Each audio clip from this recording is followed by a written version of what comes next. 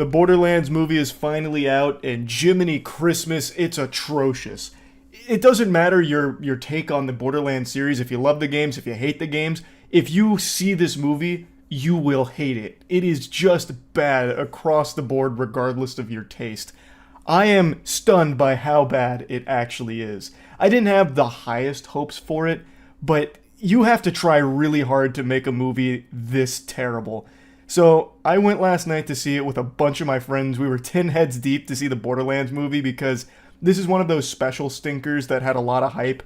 0% on Rotten Tomatoes when it debuted. A 3 from IGN, which is unheard of. IGN gives fucking anything a 5. If they watched an hour and a half of the peanut butter jelly time banana gif going back and forth, they'd probably rate that a 5. And they gave this a 3. So we knew that this was going to be something impressively bad. But I don't think any of us expected just how boring, lame, and just downright nauseatingly, insultingly worthless this film is. I'm not even going to bother talking about how unrecognizable this movie is from the source material. It doesn't even bother to try and be a comedy. Like, I think the Borderlands humor hasn't aged super well, but I still like Borderlands 1 and 2 a lot. I don't like 3 or any of the games that followed, but I really like 1 and 2. And I thought, bare minimum, this would be trying to take that DNA of that humor and put it in this movie. It doesn't. There's like almost no comedic moments in this film at all, except for Jack Black doing his best to try and make Claptrap entertaining. He's like the only one putting any kind of soul into this at all. Everything else is like the most flat NPC shit ever. It felt like everyone in this movie just didn't want to be there at all, except for Jack Black, who was at least trying. But again, I'm not even going to talk about how different this is from the Borderlands source material. I just want to talk about how bad it is just from a movie perspective. This movie had an over $100 million budget, and I don't know where the fuck that went. They need to be investigated for money laundering because there is some fishiness afoot here. Something has gone awry. The movie looks horrible. Like, visually, it is bad. Claptrap is like the only thing that looks pretty good, and apparently they didn't even credit some of the people that worked on Claptrap. There's quite a bit of controversy around that right now. And Claptrap is the only thing that actually looks consistently decent. All of the action, it's like you stick your head into a fucking washing machine that's going through like a rapid cycle. You can't tell what's happening with the action because there's no choreography. The camera's doing this, like they're playing Beat Saber with the camera. It's terrible. The action, they don't even use the core component of Borderlands, which is the guns. The guns aren't here. They only use like the most basic guns, which is an assault rifle and a pistol. Now they do have the Infinity pistol, but they don't explore that being cool at all. It's fundamentally still just a normal pistol in this movie. They don't do anything cool with the guns or anything. I know I said I'd not like talk about how different it is from the IP, but I think it's important to mention this for the action. The guns basically are non-existent here. Don't even go into this thinking that that's going to play a role because they don't. All of the action is for the most part shoot, shake the camera a lot when someone's doing like melee, hand-to-hand, close quarters combat, and then go to the next scene. And it's all so meaningless. There is at no point in this film any resistance per se. Everything goes exactly how it needs to without any like emotional stakes, without any kind of like actual obstacles.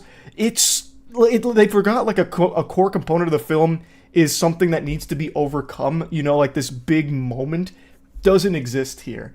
Everything is just this fucking cakewalk with characters that seem actually bored. Every character seems truly miserable to be acting in the film. And I don't blame them because the material they were given was 100% spit out by ChatGPT. I'm tired of using that criticism, but it's becoming so apparent when AI is used here, and I am confident that all of the attempts at comedy were AI-generated jokes. I wrote down a couple of them, and you'll see that in the debriefing, but they used some of the most cliche lines we've all heard a million times unironically in this movie. It's so baffling that this actually hit the big screen. There is not a single audience I could imagine latching onto this and liking it. Fans of the game are going to hate it. Fans of movies are going to hate it because the movie's shit. They're like the only people that might like it is masochists, perhaps. I love bad movies, and this is not a bad movie that's enjoyable. It's truly awful to sit through. There is nothing fun about it. There's no charm.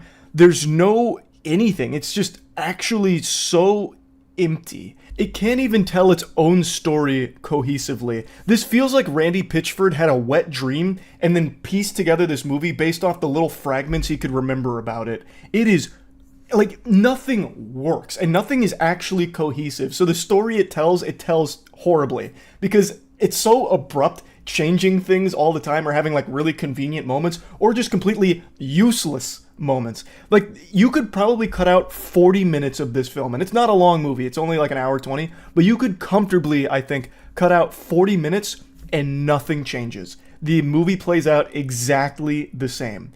It's just very, very bad. So here, I'm gonna play clips from when we were debriefing. We saw Borderlands. The hype was there. 0% on Rotten Tomatoes debut, 3 from IGN, which is very rare. That means it almost doesn't function for IGN to go that low. And they were generous. Yeah, that movie super sucks. Temperature, how's everyone feeling? I want to die. I'm maybe the biggest Borderlands fan that I know, and that made me hate the franchise. Yep, that sounds which makes me very sad. Aaron's puking in the bathroom. Danny slept through. I was telling them, I have literally never in my life fallen asleep in a movie theater before until this movie. I slept for maybe an hour of the hour and 20 minutes at that runtime. So that was truly the worst movie I've ever seen in my life. And not fun bad either. No, it was very not fun bad actually bad. So I took notes. That's rare. Usually I reserve this for only the biggest stinkers. I think comfortably that's the worst movie of the year. It's worse than Tarot. So when Danny fell asleep, I made a timestamp mark when I noticed. You fell asleep about 24 minutes into the film. That sounds about right, yep. And I honestly think that you experienced it the best. Like, I think if you're forced to go see Borderlands, you did the right thing and just slept through most of it. Because it is insufferably bad. So let's talk about what makes it so bad, huh, guys? What makes it so bad? I think for $110 million, they made a CW movie. Yeah. That movie visually is irredeemable. That's actually extremely offensive to CW. The set dressing looked like it was all made of plastic. Set dressing? Yeah, like that's what I'm saying. It was like fucking Party City. They walked in and they were like, let's put up streamers, I guess. I did not know CGI in today's world could be that bad. And it's not even I always say this, it's not the VFX team, like lack of talent, it's lack of time. Yes. That looks like they forced it out as quickly as they could.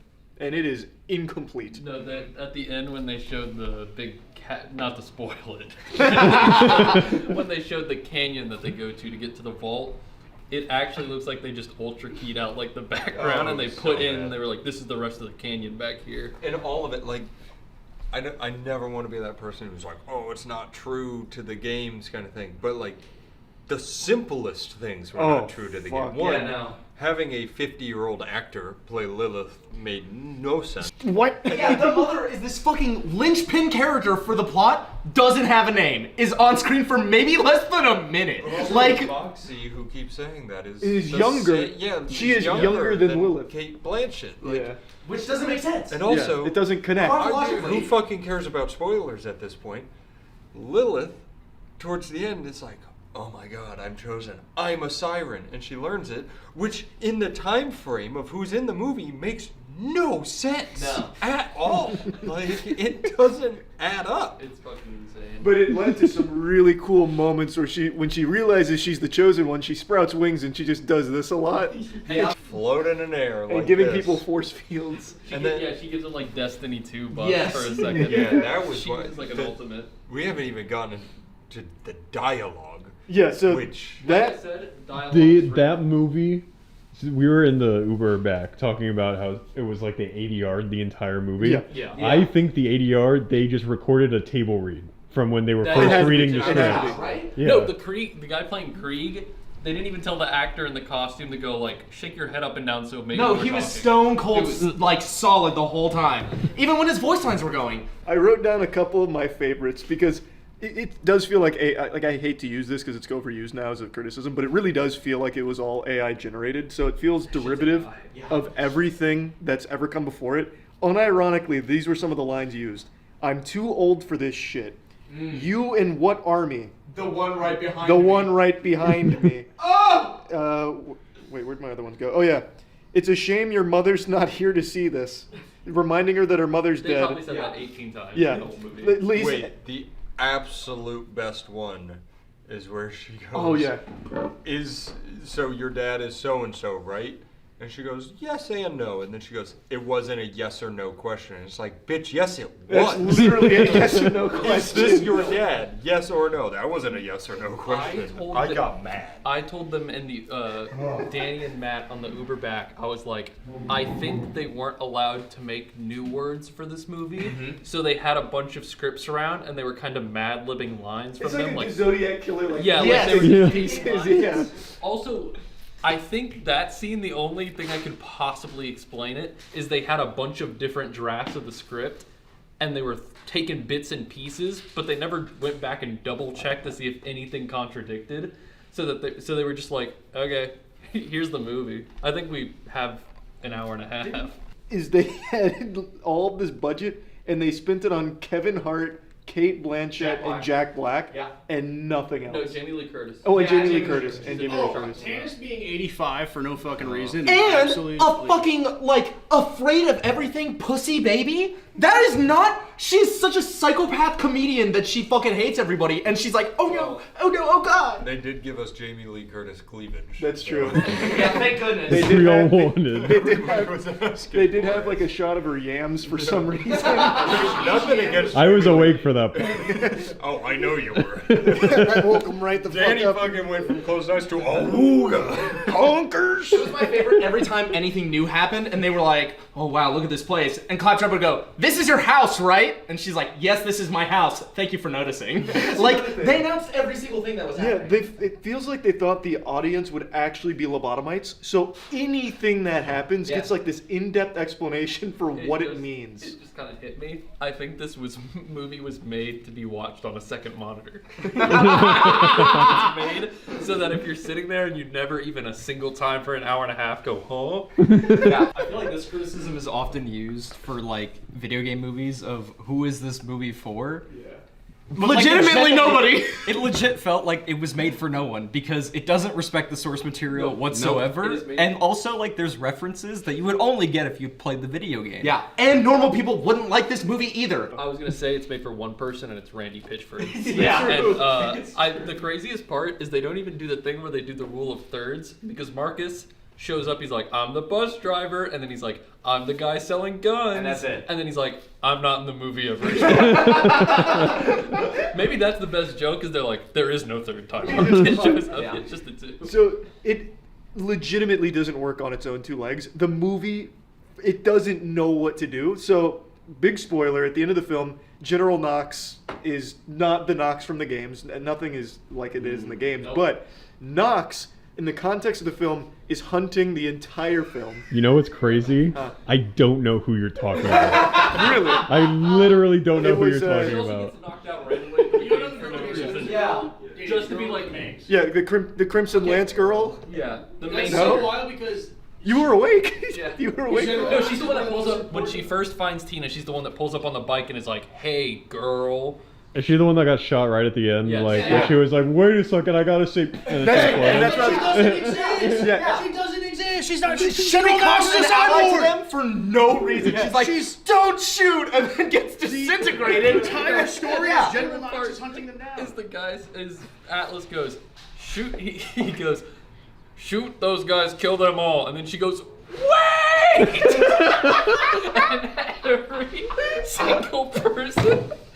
Well, And they go, "You're the general." They literally, like the Yeah, voice they goes, did say "You're that. the general. We listen to you." He shoots. He says, "Shoot them, kill them all," and then none of them shoot for legitimately probably 5 seconds, and Yeah. then she goes, "Wait a minute!" And then they continue to not shoot, and she walks up and she's like, "You're right, Roland. He's not right, really. He didn't do a single thing. We should," and then gets vaporized. Like it's.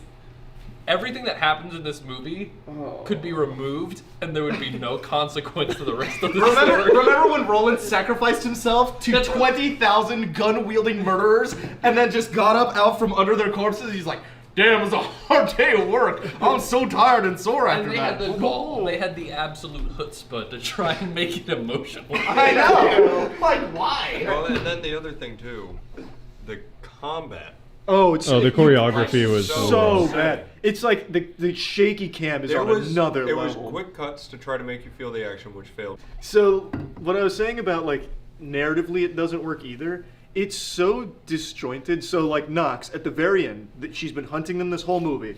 Ruthless. There's no like indication she's turning or anything. Nope. And at the very end, she's like, "Everybody, fucking stop!"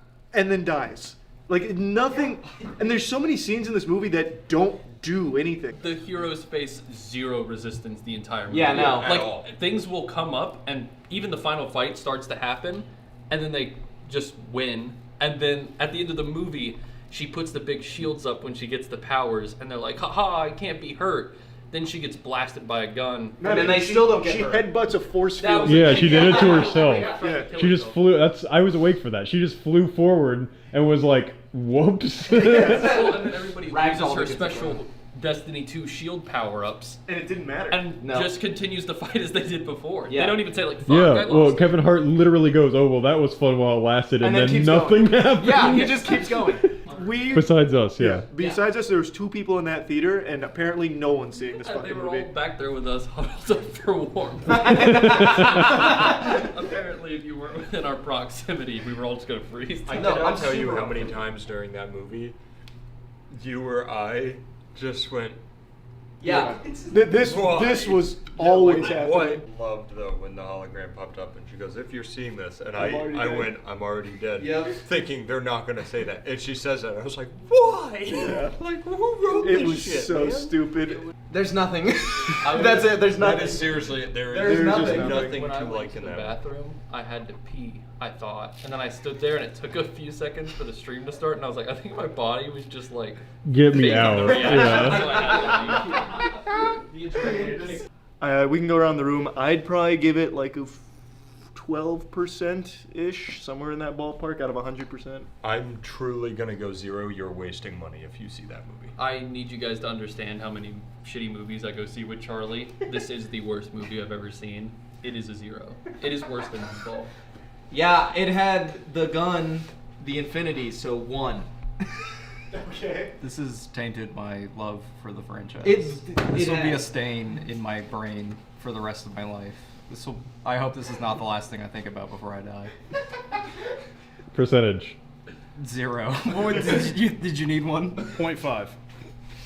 I don't think I can give one because I fell asleep. No, give one from the moments you were lucid. The moments are lucid. It's if it's 0, it's too high. I had a couple friends of mine see this movie before I did, and they all hated it. And I'd already seen a lot of the buzz online about it not being very good.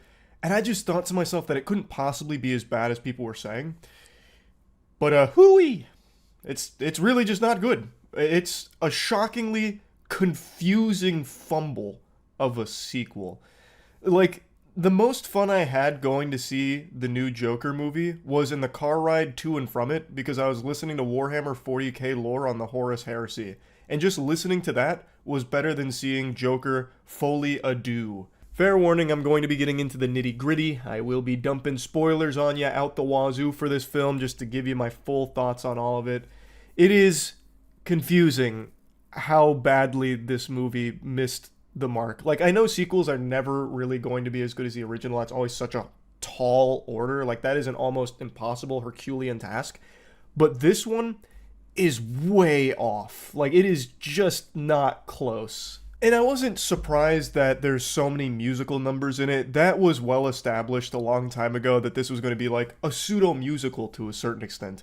I'm not a fan of musicals in any way, shape, or form, really. There's a few of them I like, but overall, it's not one of my favorites. But I was willing to go in with an open mind if it was a good movie and if the musical numbers somehow added to it, but they don't. The music's fine, like I don't think the music is bad or anything, but the musical numbers actually just feel like filler content to try and distract you from how choppy and clusterfucky the movie itself is. Like, it feels like they were a big afterthought that they needed to just start inserting to fill space. Because this isn't a sequel that was planned. The Joker movie was supposed to be a one-off, but it made so much money that they came back for a sequel. And it really does feel like a soulless cash grab. It doesn't have a story to tell. It doesn't have a point. There's some cool scenes, and a couple of the musical sequences have some really impressive visuals, but they don't add anything, and a lot of the musical numbers don't even tie into the scene that preceded them. They're totally isolated in Arthur's head, like in his fantasy, and they don't actually even relate to anything narratively, so it just feels kind of worthless. Not all of them, but I'd say probably the majority of them don't actually even relate to what's happening plot-wise. They just are a random musical number. Some of them do relate and they're okay, like they're not awful, but I just think it would have been more effective if they just talked instead of sang at each other. That happens a lot. So like Arthur will be mid-conversation with somebody and then he'll just like break out into song. And I come and I cry and I look in the mirror and I say, who is that guy? Because society is seeming on the brink. And when I sleep with an itchy ass, my finger will stink. And it's like, what the fuck is this? Like, it becomes unbearable how often that happens in this movie. By the 8th or 9th musical sequence like that, I got up to go take a tinkle break, and I heavily contemplated just going home. I don't want to exaggerate and say this is like the worst movie I've ever seen, because it's not. It's not even the worst movie of the year, not even close. That honor still goes to Borderlands movie. It's also not the worst sequel ever made, but it is probably the most disappointing sequel I've seen. It just doesn't have a point. And these musical numbers just feel like bloat to try and take your attention away from how weak the story is. This isn't really a Joker movie, it's more of like a Harley Quinn origin story, which would have been fine if it was good. It's just not. It also feels like Todd Phillips has regret and isn't proud of the first movie, because a lot of what happens in this movie is undoing a lot of what the first one did. So the Joker's not even really in this movie. I'm just going to tell you right now, it's mainly Arthur Fleck just being sad. Like Arthur Fleck going through bad things. He is completely regressed into just the old Arthur Fleck, who doesn't have that Joker persona anymore and that like confidence or anything. But I do want to be clear, I still think Joaquin Phoenix does an incredible job with this character. I just think the writing around him was significantly weaker on this rodeo. Lady Gaga, I also think does a really good job as Harley Quinn, but it's just really frustrating how it feels like they just ham-fisted musical numbers in here because Lady Gaga is such a good singer. So pretty much every scene she's in, she's singing. Like, I don't think she really got a chance to shine and show, like, her acting prowess, and I think she's a great actress. Instead, she just is forced to just sing every time she's on screen. So I think that just takes away from the character as well. But anyway, the Joker is not really a character in this movie. Even when he's in the makeup and trying to puff out his chest and put on the act of being the Joker, it is unrecognizable from how it was in the first movie. It feels so forced, and in this movie, the Joker's just kind of a fucking moron. Like, he's actually just kind of an idiot. So, a big component of this is him going to trial. And you've seen the trailers, I'm sure. He ends up representing himself. And I thought that was going to be the turning point where most of the movie had been back and forth on Arthur and Joker. Harley is obsessed with Joker, not Arthur. She doesn't care about Arthur that much. It's the Joker that she loves.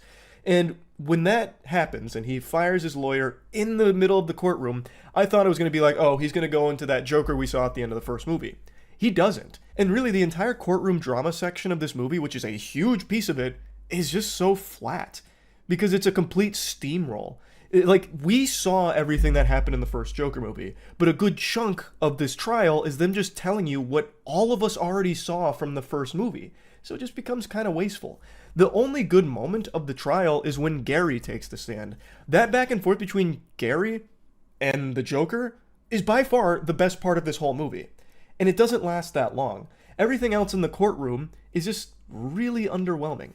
There's nothing the Joker or Arthur or his team can really do to get him out of that situation, so you're just seeing him get fucking slapped by the consequences of his actions, which could have been fine. Like, I think that's a fine narrative point to go down, but there needed to be something in there to make it worth watching, because basically what we're getting is like a lore dump, a recap of what we've already seen. And even when Arthur tries to slip into the Joker in the courtroom, it just doesn't work in my opinion. Like, he doesn't make any arguments, he doesn't even like try and defend himself or make some kind of statement or anything at all. He just talks in a circle, ineffectively. And then he imagines himself killing some people, but that's it. Like, it just doesn't work. I didn't think it worked at all when he tried to be the Joker here. Especially when you consider that a good chunk of this film is dedicated to trying to get the audience to buy into the idea that Arthur and the Joker are separate, like it's a split personality. Like, that's his defense's argument that they try and make to help him out in court. And they really try and make you buy into that idea. They even have like an animation that plays at the beginning of the movie. And that video is supposed to try and, like, I don't know, kind of push you down that thought process. But that is so stupid. That doesn't work at all because you've seen the first movie. Like, you've already seen the first movie. Why are we even trying that? It wasn't executed very well. Like, that whole idea of trying to separate these two, it just doesn't work. It's pretty poorly done. I will say the thing that I thought had the most promise was Harley Quinn. Since a lot of this is basically her origin story, they did set up some interesting ideas. Like how she's kind of just manipulating the Joker. Like, she lies to him a lot in order to get close to him and kind of goad him in certain directions because that's what she fell in love with, was the Joker and, like, the idea of the Joker. So she's constantly, like, manipulating him, and it's, I think, could have been an interesting dynamic if it wasn't always just in sing-song fashion, and if it wasn't always just, like, hammered home what she's doing towards the end. And the ending of this movie super sucks. The ending of this movie is, like, actually atrocious. So the courtroom drama is starting to wrap up. He's clearly not winning. He eventually then goes to the jury and starts talking about how, you know, the Joker's not real. It was never real. It's always been Arthur. Which is like that big moment, like, oh, he's been faking it this whole time. There is no, like, second, you know, personality or anything. The Joker's, it's a complete fucking ruse. It's a sham. It's always just Arthur. And while this is going on, a bomb goes off at the courthouse. That's that came out of nowhere. This whole movie doesn't have any, like, action per se. There's a couple things that happen in a fantasy where, like, the Joker gets shot or the Joker hits the judge with a gavel. Like, that all happens in a fantasy, but in the actual reality of the film, nothing like that happens at all. So this bomb explosion comes out of fucking nowhere, like a jump scare. So bomb blows up in the courthouse. Joker escapes. He just walks right out, and he's going to Harley, who doesn't really want to see him because after what Joker said about the Joker's not real, it's only Arthur, she storms out of the courtroom. And she doesn't return his call. He starts fucking singing to her over voicemail for the millionth time, just another goddamn song, and she ignores it. He leaves the courthouse. He gets picked up by some, like, Joker super fans who get him, put him in the car, and then he runs away from them to try and find Harley. Before he gets out of their car, though, there's statements made by the two people in Joker makeup about how, like, the whole city's gonna burn, this and that. And it seems like Arthur Fleck has, like, regret and doesn't agree with that. He gets out of the car and starts running. And I think that moment, and he's also getting chased by the Joker's like, we still love you, we love you, Joker. And I think that's a moment that's supposed to be, it's very on the nose, supposed to be for the audience to be like, oh, people are relating to the most extreme, unhinged parts of the Joker and using it as a platform for violence type thing. And Arthur is running away from that, trying to find Harley to start a life of love with her. When he finally finds her on the iconic staircase, she wants nothing to do with him. She tells him that it's all just a fantasy. It's always been the Joker that she loves, not Arthur, and he threw away that fantasy, so the Joker's not real. It's only Arthur, and she leaves. It's all just a fantasy. Get the fuck out of here, Buster. Then he gets taken back into jail, thrown back in Arkham, and then he gets told he has a visitor, walks down a hallway, and this random dude who we'd only seen a couple of glimpses of throughout the movie, like looking on, like, menacingly throughout the film occasionally, talks to him in the hallway asking if he can tell him a joke. And he's like, all right, yeah, if it's a quick joke. And he's like, I'll make it quick. And the joke basically just ends with him saying, gets what he deserves, and then shanks him like 5 or 6 times, and the Joker dies. Arthur Fleck collapses and dies. And in the background, it's blurred to make it really mysterious and very cinematic. The guy who stabbed him, this random fucking psychopath, is now cutting his face in the shape of a smile.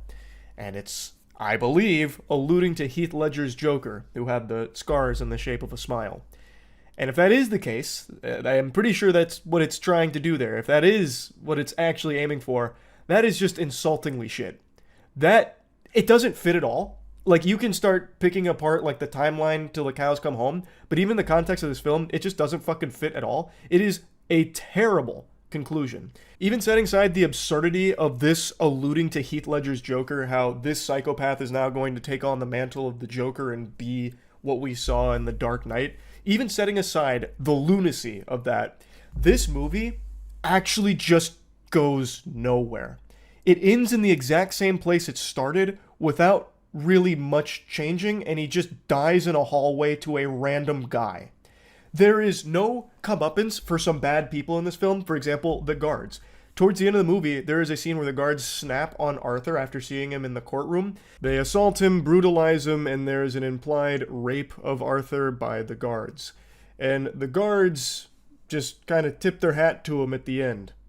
That's it. They don't get any like punishment for that or anything, which just, that's not a satisfying conclusion. Arthur is a bad guy. The Joker is a villain. But I don't think like it's necessarily the right call to have other villains beat him up, rape him, and those villains are fine at the end of the movie. Like there should have been a moment where the Joker comes out and he kills those guards for that, or something to that effect. Like it's just, this movie, it really feels like Todd Phillips hated the character he made, so wanted to unmake the character like as best he could. It's just so weird, the direction this movie goes. And beforehand, I know Todd tried to say that he believed music was like an integral part to exploring Arthur as like the complex character. I'm calling baloney on that. That's some fiddlesticks. No shot, because the music doesn't really explore him. The music doesn't really explore anything. It feels like it's here because Lady Gaga is here, and she's so good at singing. The music, like I said, only sometimes even connects to what we're even seeing in the plot. Other times it's just totally isolated. Like, yes, it is a look inside of Arthur's psyche occasionally, but it doesn't contribute anything. It doesn't help with the understanding of the character or how Arthur sees himself, really, outside of like a couple of isolated instances of these sequences. Otherwise, they're just musicals for the sake of it. And it just feels worthless. It's just so odd to take it in that direction. What I truly believed happened here is Todd Phillips made a great movie with the Joker one. That movie was incredible. I liked it a lot. Most people liked it a lot. It's a very well done film. And that movie made significantly more money than Todd and the executives were expecting. So he got that call, offered a big check, and said, fuck it. Fine. I'll phone in a sequel. And he did. But instead of just doing what most people do for an uninspired sequel where they kind of just repeat what the first one did a little worse for the second, he took it in the most unconventional route ever just to be quirky. Like, he took it in this completely different direction and did it terribly. Again, it's not like the worst movie I've ever seen. It's not even the worst sequel I've ever seen, but it is the most confusing one because there's no reason for it to exist. It's there just because money, a lot of money from the first one. We need the second one to hopefully get even more money from those piggy banks. And B, why in the fuck does it seem to have such a grudge against the first movie?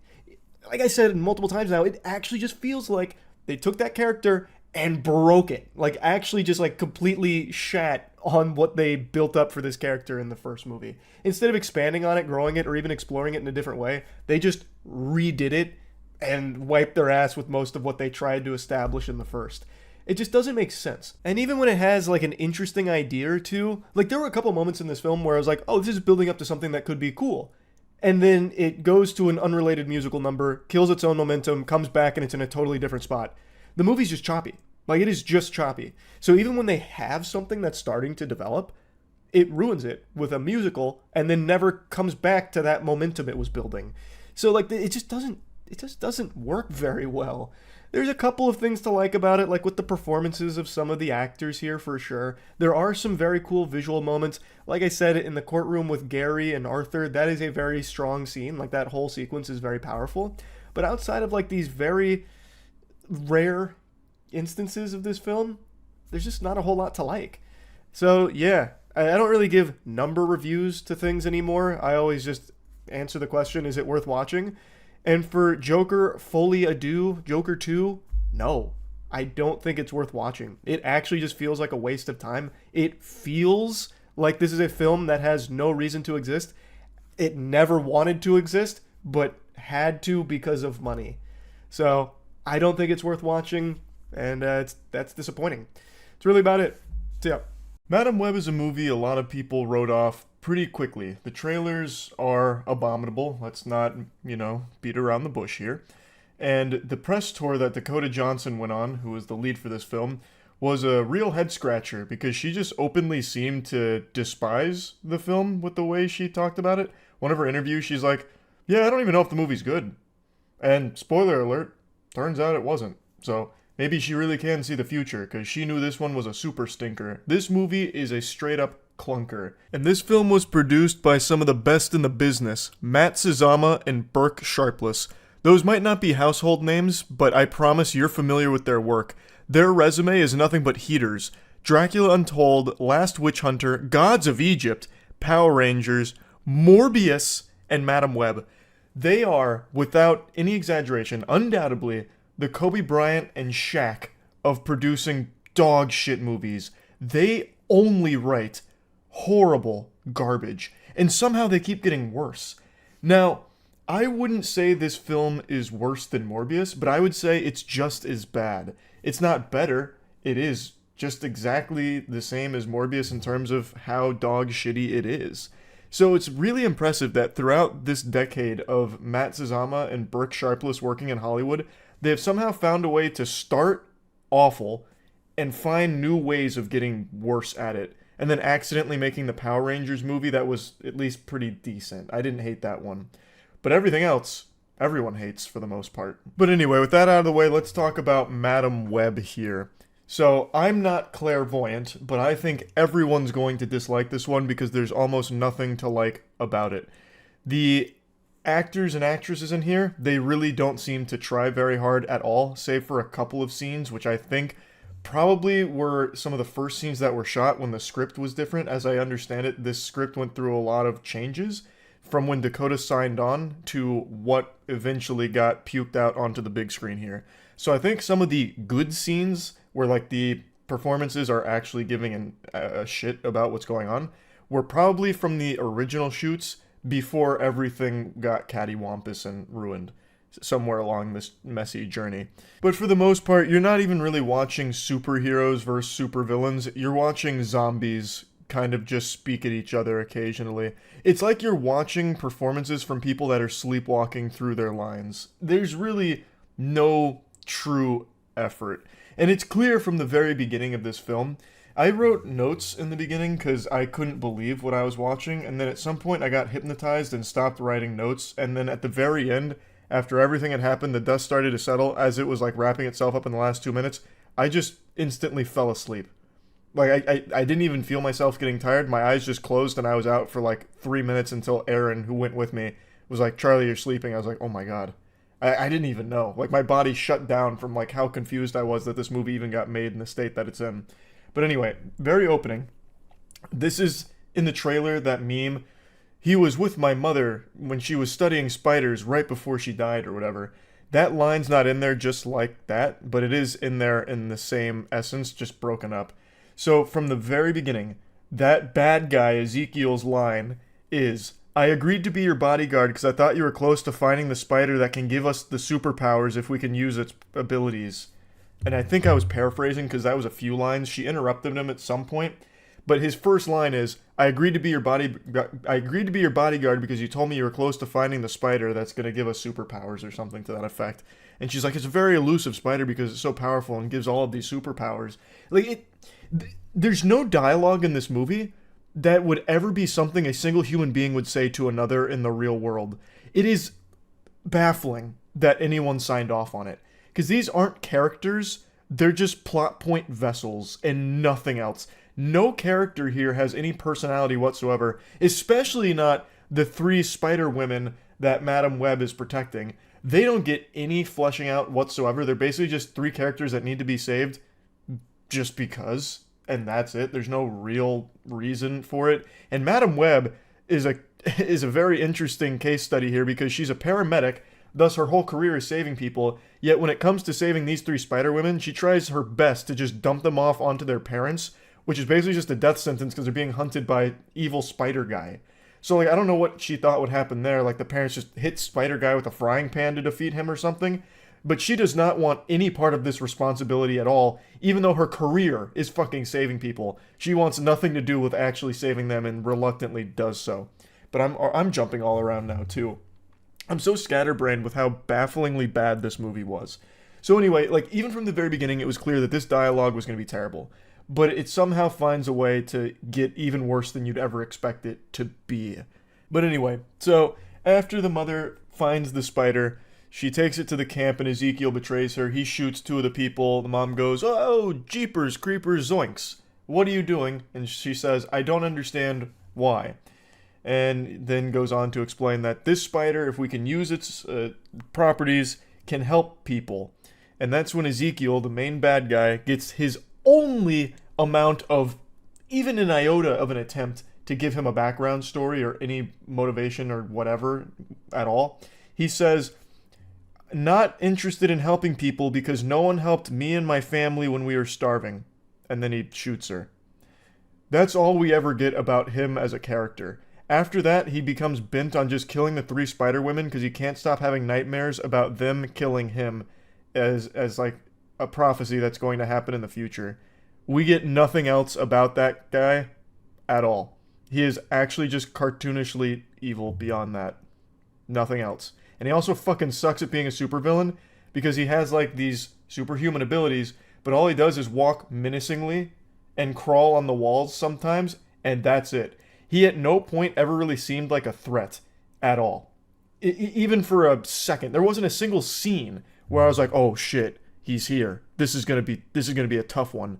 Also, he can like poison people by like holding onto them, like gripping them tight.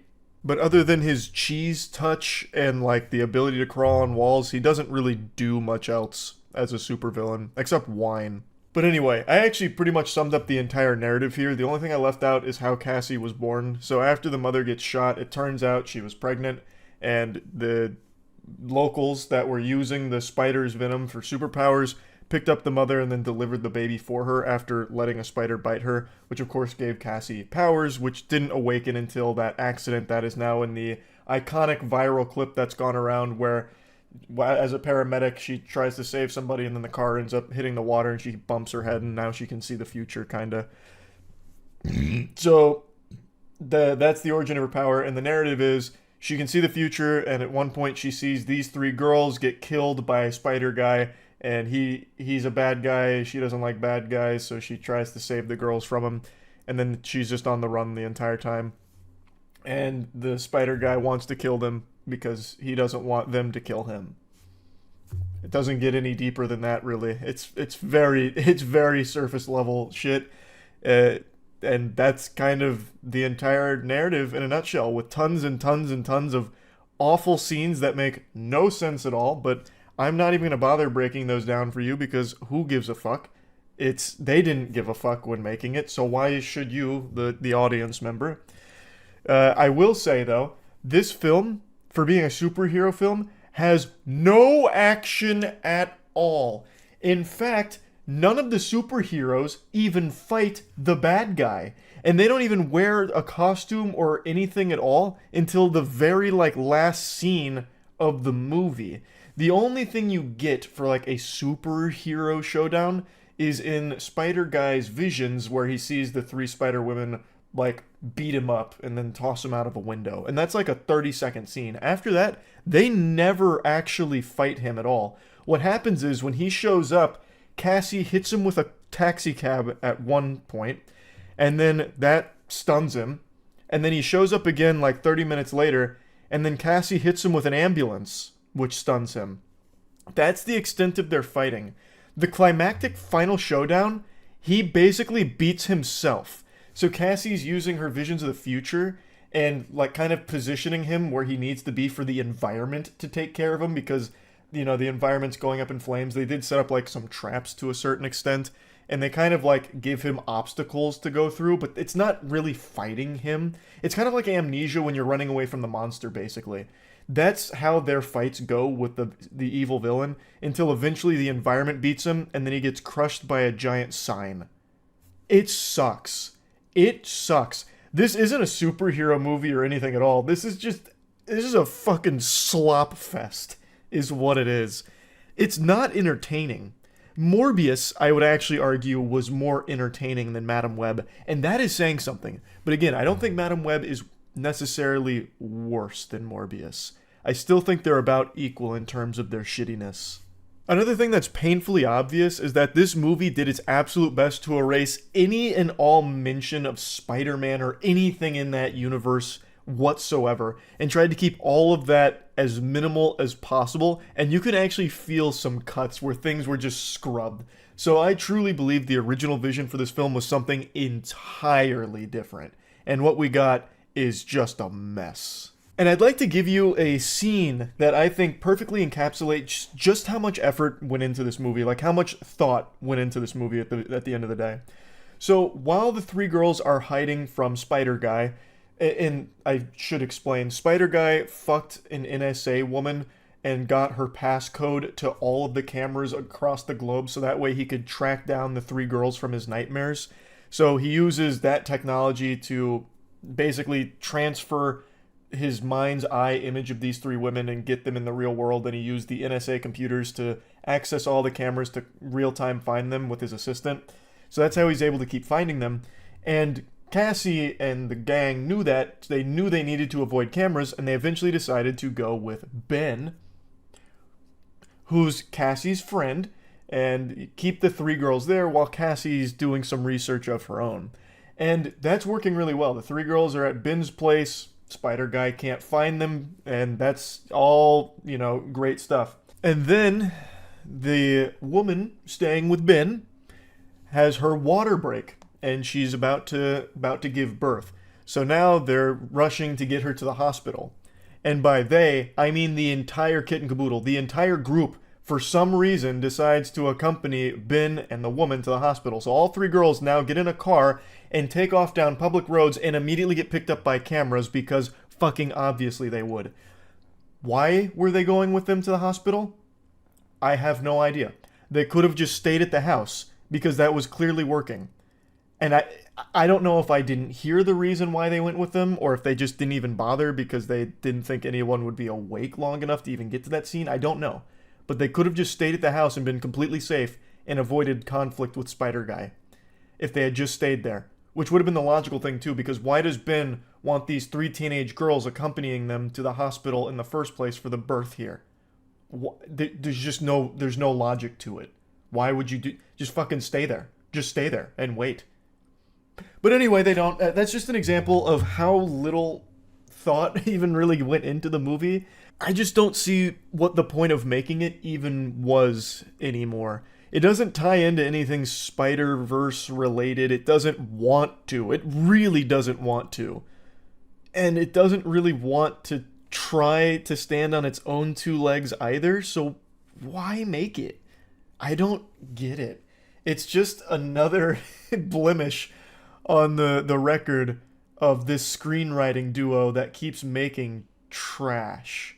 I like, after seeing it, I'm just kind of at a loss for words for what they expected the response to this one to be, because I really can't imagine anyone sitting down and enjoying it.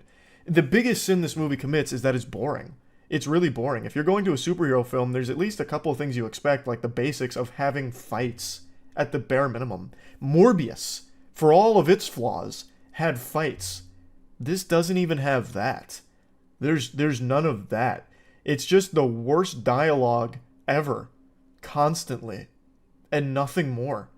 And somehow, even with all of this dialogue, you still learn nothing about the characters. They're still so bland because they don't even give them depth or try to.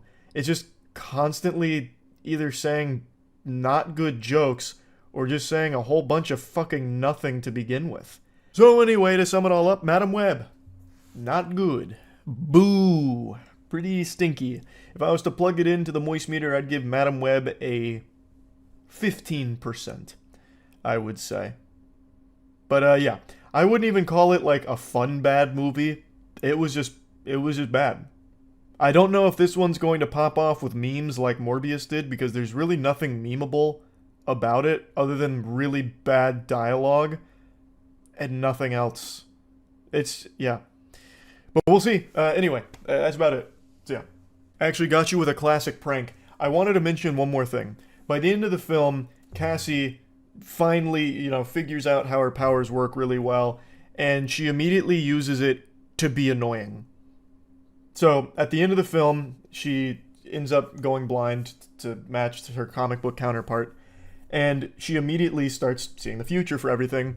And the way she applies this is the three girls come over with some takeout food, and she's like, "Oh, thanks for the," and then lists the takeout food, and they're like, "How did you know that?" And she just smiles, "I saw it."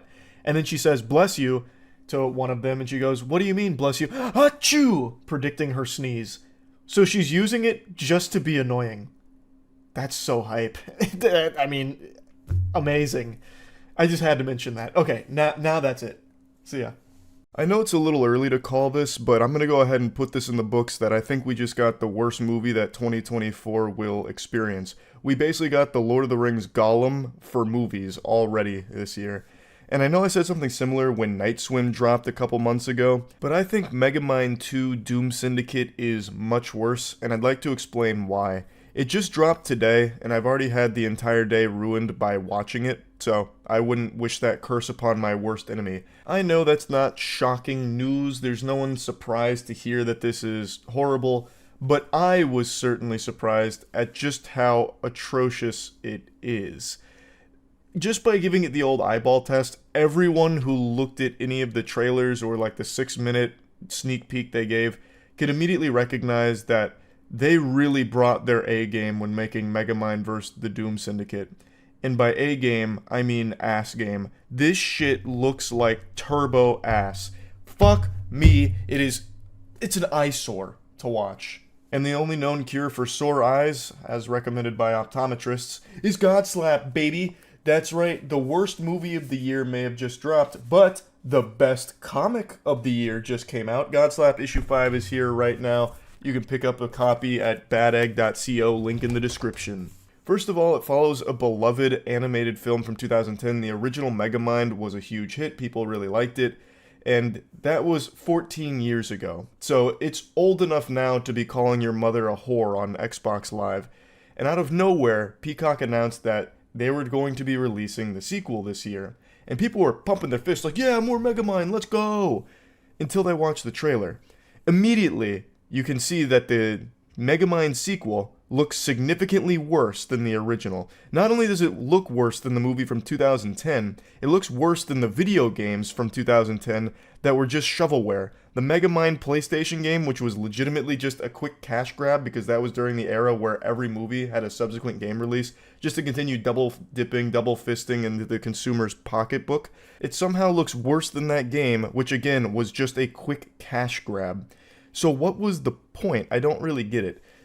After watching the movie, it really seems like they did this purely out of obligation, or they did this to test if AI could make a full movie. And I know that's a criticism that gets tossed around a lot, but I really do think AI had a strong hand in the creation of Megamind Doom Syndicate. There's just no reason for its existence. I'd call it a waste of money, but it doesn't feel like they spent any money on it in the first place. Like everyone could recognize from the trailer, it looks horrible. It's as cheaply made as possible. Jimmy Neutron is more visually appealing than this. I don't get why the fuck they'd make it to begin with. It's not like they even really had a story to tell either. It's as simple as it gets. Megamind's the hero now. The Doom Syndicate, they want him to be evil again, so he puts on this facade that he's evil and only pretending to be a hero.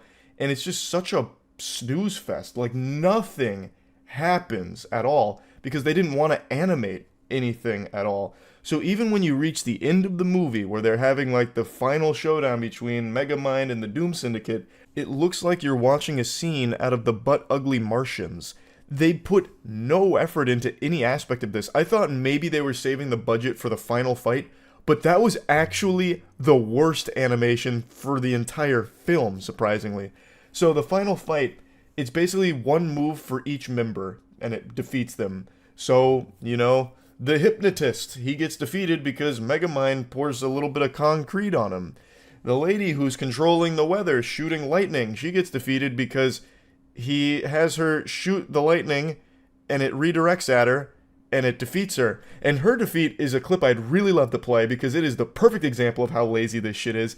The lightning hits her, and she's like, ooh! and then they don't bother animating anything, so what they do is they just drag her down, and then she falls over. The word stiff doesn't even do it justice. It really feels like this was left in by accident, like it was like the pre-viz, before they go in and polish it up, but then they just said, fuck it, run it, just print it as is. It's so bad. There's nothing in here that's even remotely interesting. The writing is just the safest, by-the-numbers, formulaic lines ever, non-stop puns out the wazoo, which really makes me feel like AI had a large role to play in it, because a lot of the puns feel like something ChatGPT would spit out if you're trying to do like a comedy night with it. It just doesn't work at anything it even aims to do, because it doesn't aim to do anything. It's just actually a waste of an hour and 25 minutes. I think it's actually just there to be noise for children. Like, there's no other purpose for it. It's just a lot of fucking noise for kids.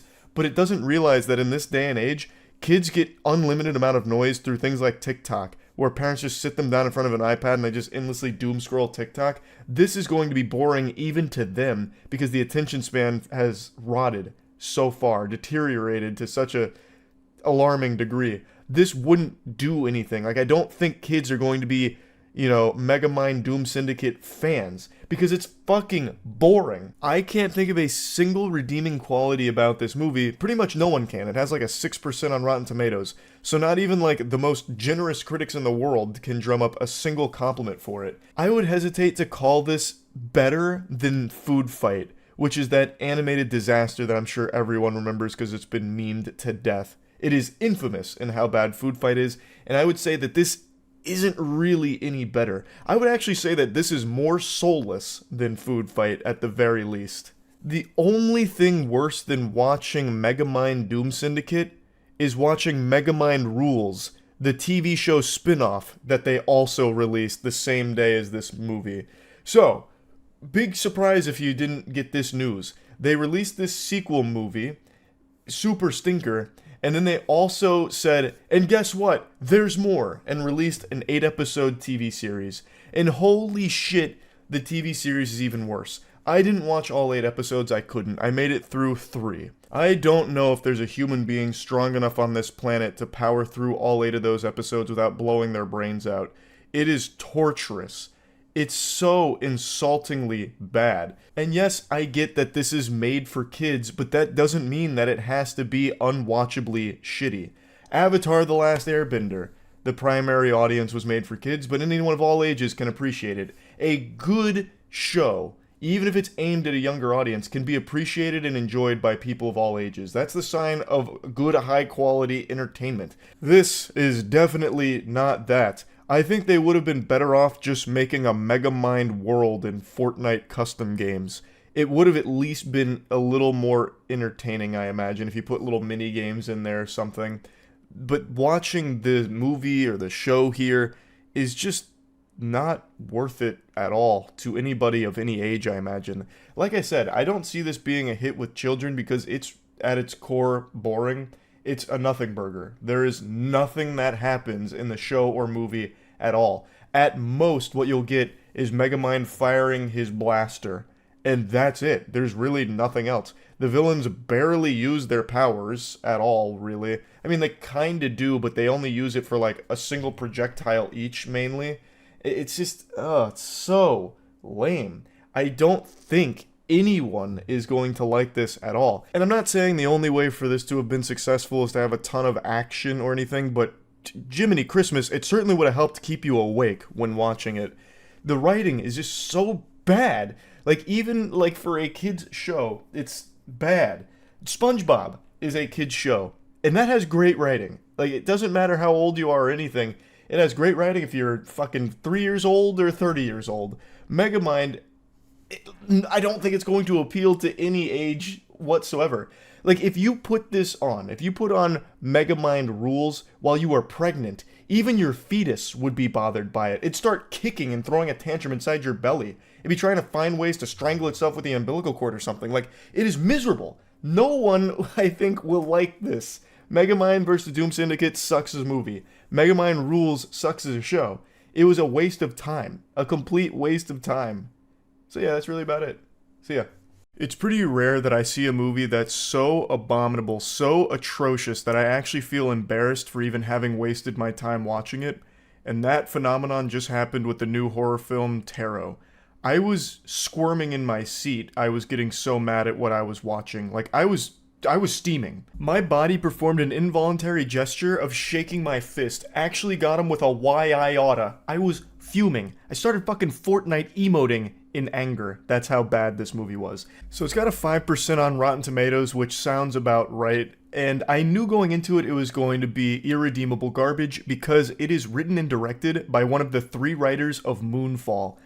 I sing the praises of Moonfall at least once every couple months. It is one of my favorite films of all time because it is objectively one of the most dog shit films ever produced, but in the most entertaining way possible.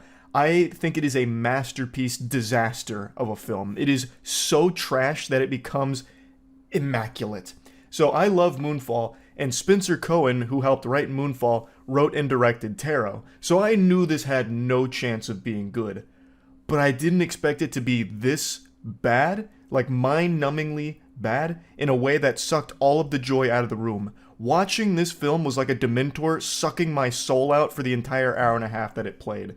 Now, of course, it was basically an empty auditorium because no one cares about this movie. No one's really, fucking jumping out of their seats to be first in line for tickets to Tarot. But it was a pretty much empty theater, and man, I was embarrassed to just be there watching it. And it was painfully obvious that all of the actors in the movie were embarrassed to be there as well. It seemed like they were ashamed that they accepted the paycheck to appear in Tarot. None of them tried at all, especially Jacob Batalon. You probably know him as Ned in the Marvel Cinematic Universe. He's in this film, and oh my god, it felt like he was giving the most sarcastic performance ever. Like, all the material he was given to work with is all really shittily written, but he took it and made it like a complete flat joke throughout the entire film in a way that I think was him just giving like a subtle wink and a nod to the audience that he knows that this is a bad movie he's in.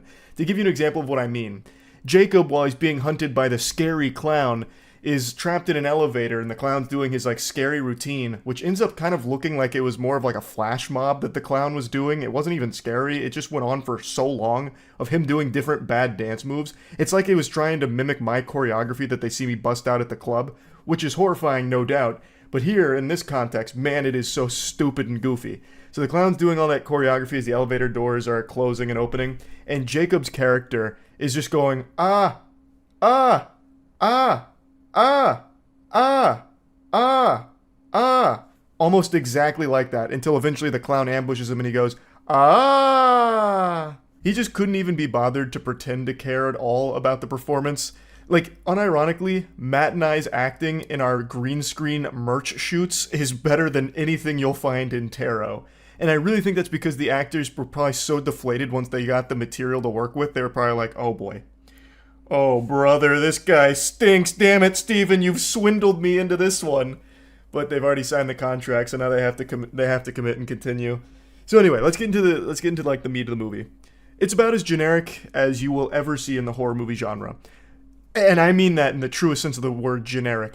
It literally starts with them at an Airbnb, just as like a group of college friends just doing a getaway. We know nothing about these characters, only that one of them has a birthday and now they're at this haunted little Airbnb.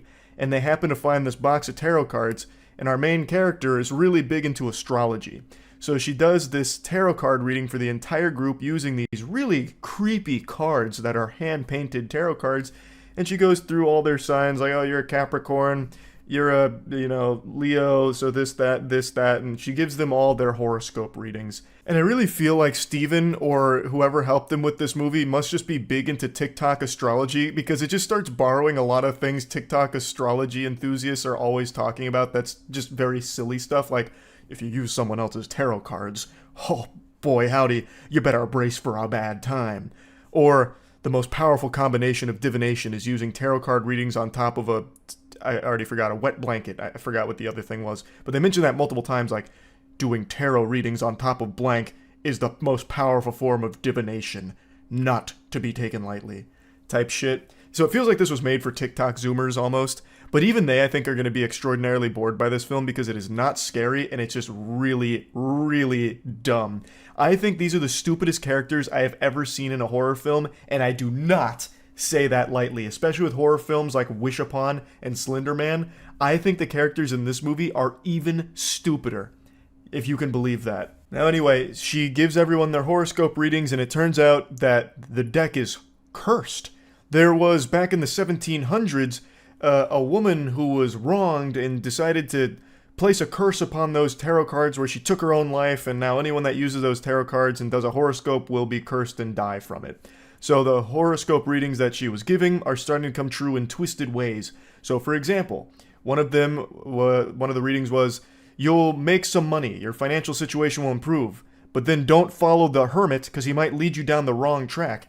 And it turns out he gets visited by the hermit after winning $700 from a lottery scratch-off, and the hermit starts chasing him around the subway station until eventually he falls onto some train tracks and gets hit by a train. So it's like the worst diet Final Destination concept imaginable. So now they're all being hunted by their horoscope here, and they're getting killed by it, and it's so underwhelming. Oh my god, it is pitiful, the attempts that they try and make here to scare the audience. Like, there's a couple of jump scare attempts, but I feel like maybe that was like a little icky for Spencer, so he's like, no, that's too loud, that frightened me. Tone that down a bit. So not even the jump scares are enough to frighten or startle anyone, because they're not even like loud or anything, and they're not even like startling, as weird as that is to say. For example, one of their jump scare attempts, they have one of the evil creatures lurking, and he pokes his head out in front of where this girl was hiding, but it's like completely muted. It's like super muted. So it's like in slow motion. And I know it's supposed to be a jump scare because then it kicks on the music right after that happens. But like it completely missed the timing of the jump scare. And that can be said about a lot of things in this movie. So Jacob's character, his name is Paxton. He's supposed to be the comic relief character, and he draws the Fool card, so that's why he gets hunted down by the evil clown. And his jokes are the worst timed jokes ever.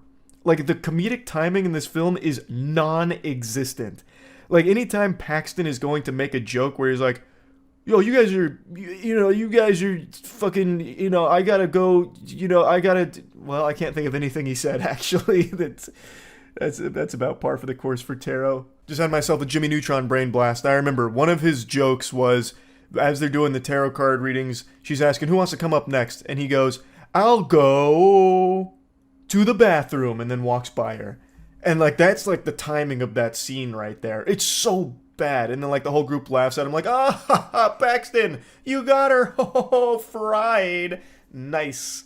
Like, that's the level of humor they try and insert in here. It sucks. It super sucks. Oh my god. Like, everything in this movie fails. Like, all of it falls so flat on its fucking face. It's almost impressive how they couldn't even accidentally get something as simple as a jump scare right. So anyway, let's talk about why I actually started getting heated, because usually these kind of things I'd find to be like fun bad and maybe even a little bit charming, but this one was actually just making me upset. So they figure out early on that those tarot card readings that were done is most likely what's killing them. So like the birthday girl dies, she falls off a ladder after her prediction was she climbs a ladder, but be careful because there might be a crushing blow from the high priestess to, do this and that, and she dies by falling off the ladder. And then the high priestess, which looks like some kind of Party City costume that was trying to emulate like the nurse from Dead by Daylight, comes out and starts hitting her with a ladder, and she dies. And then after that was the guy who got hit by the train from the hermit, and they're like, oh, that's interesting, they're all dying kind of the same way the horoscopes said. Weird. That's probably the cause. And all of them except for one guy immediately buy into it, but they still go and visit like this old lady who they found through a Google search. The most stereotypical horror movie cliche ever. Just like a random old lady who is just the exposition vomiter. She just is present because the writer wasn't able to figure out a way to convey this story in a way that made sense. That they just have this random character that knows everything, so she explains to them and the audience exactly what's going on. And all the characters confirm, like, okay, that's 100% what's going on. Now we know. So in the readings, she kind of says, like, what you need to do to avoid being killed. Like, maybe don't follow the hermit's light because it might lead you down the wrong track. So basically it would be, all right, don't let that light scare you and lead you in different directions, and he wouldn't have fallen onto the train track, that kind of thing. So they all know this now. It's the horoscopes. And they're all very well aware of what their predictions were what her predictions were because one of the girls actually filmed her prediction. And their car breaks down, and the prediction was, technology might stop working, but don't be alarmed, just sit tight. There's no reason to run away, because else you might find yourself hanging. That kind of thing. Her card was the hangman. So the car breaks down on this bridge, and the girl is remembering, like, oh, okay, I need to not panic, and I need to not run away. But then, like, on, like, the glass, the hangman draws a hangman, and she's like, ah! Opens the door and starts running. The thing that they just reminded her and herself reminded herself of to not run, she immediately does in this inexplicable panic when what was just established seconds prior is to just sit tight and wait it out. And then she just fucking freaks out, starts running, and then ends up getting caught by the hangman and hangs. And then, even after that, Paxton, who now knows beyond a shadow of a doubt that all he needs to do to survive is to not do what the horoscopes said. And his horoscope was, don't be bullheaded and make rash decisions. And then after that hanging thing, the group gets together and he's like, I'm gonna go back to the apartment, fuck you guys, this is very, well, it's PG-13, he doesn't say fuck you guys, he's like, poopy to you guys, this is a bunch of baloney, I'm not gonna be caught, out and about, because it puts me at risk, so I'm gonna go back to the apartment. They're like, no, listen, Paxton, you're being bullheaded. That means you're gonna die if you go through with this. You are being bullheaded. Remember with the horoscope reading? And he's like, patooey, I'm going this way. I'm gonna be bullheaded. You don't know what you're talking about. Even though, minutes ago, he just witnessed what happened when it's crazy. It's actually crazy. It's like every character here is like Drew Barrymore in 50 First Dates. They just keep forgetting things that have just happened. So, he goes being bullheaded, and what do you know? He gets attacked by the evil clown, the Fool.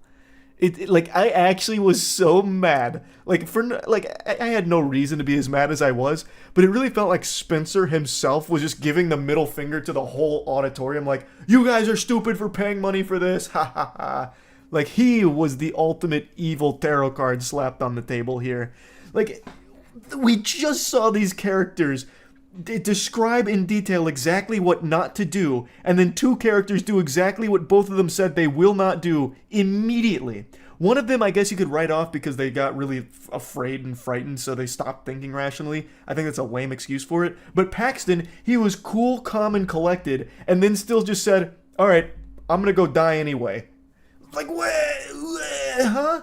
Like, there's so many things I could really pick apart here, but who gives a fuck? No one's seeing this movie anyway. I know none of you watching this had any interest in it, but man, this one is actually worse than Imaginary and Night Swim.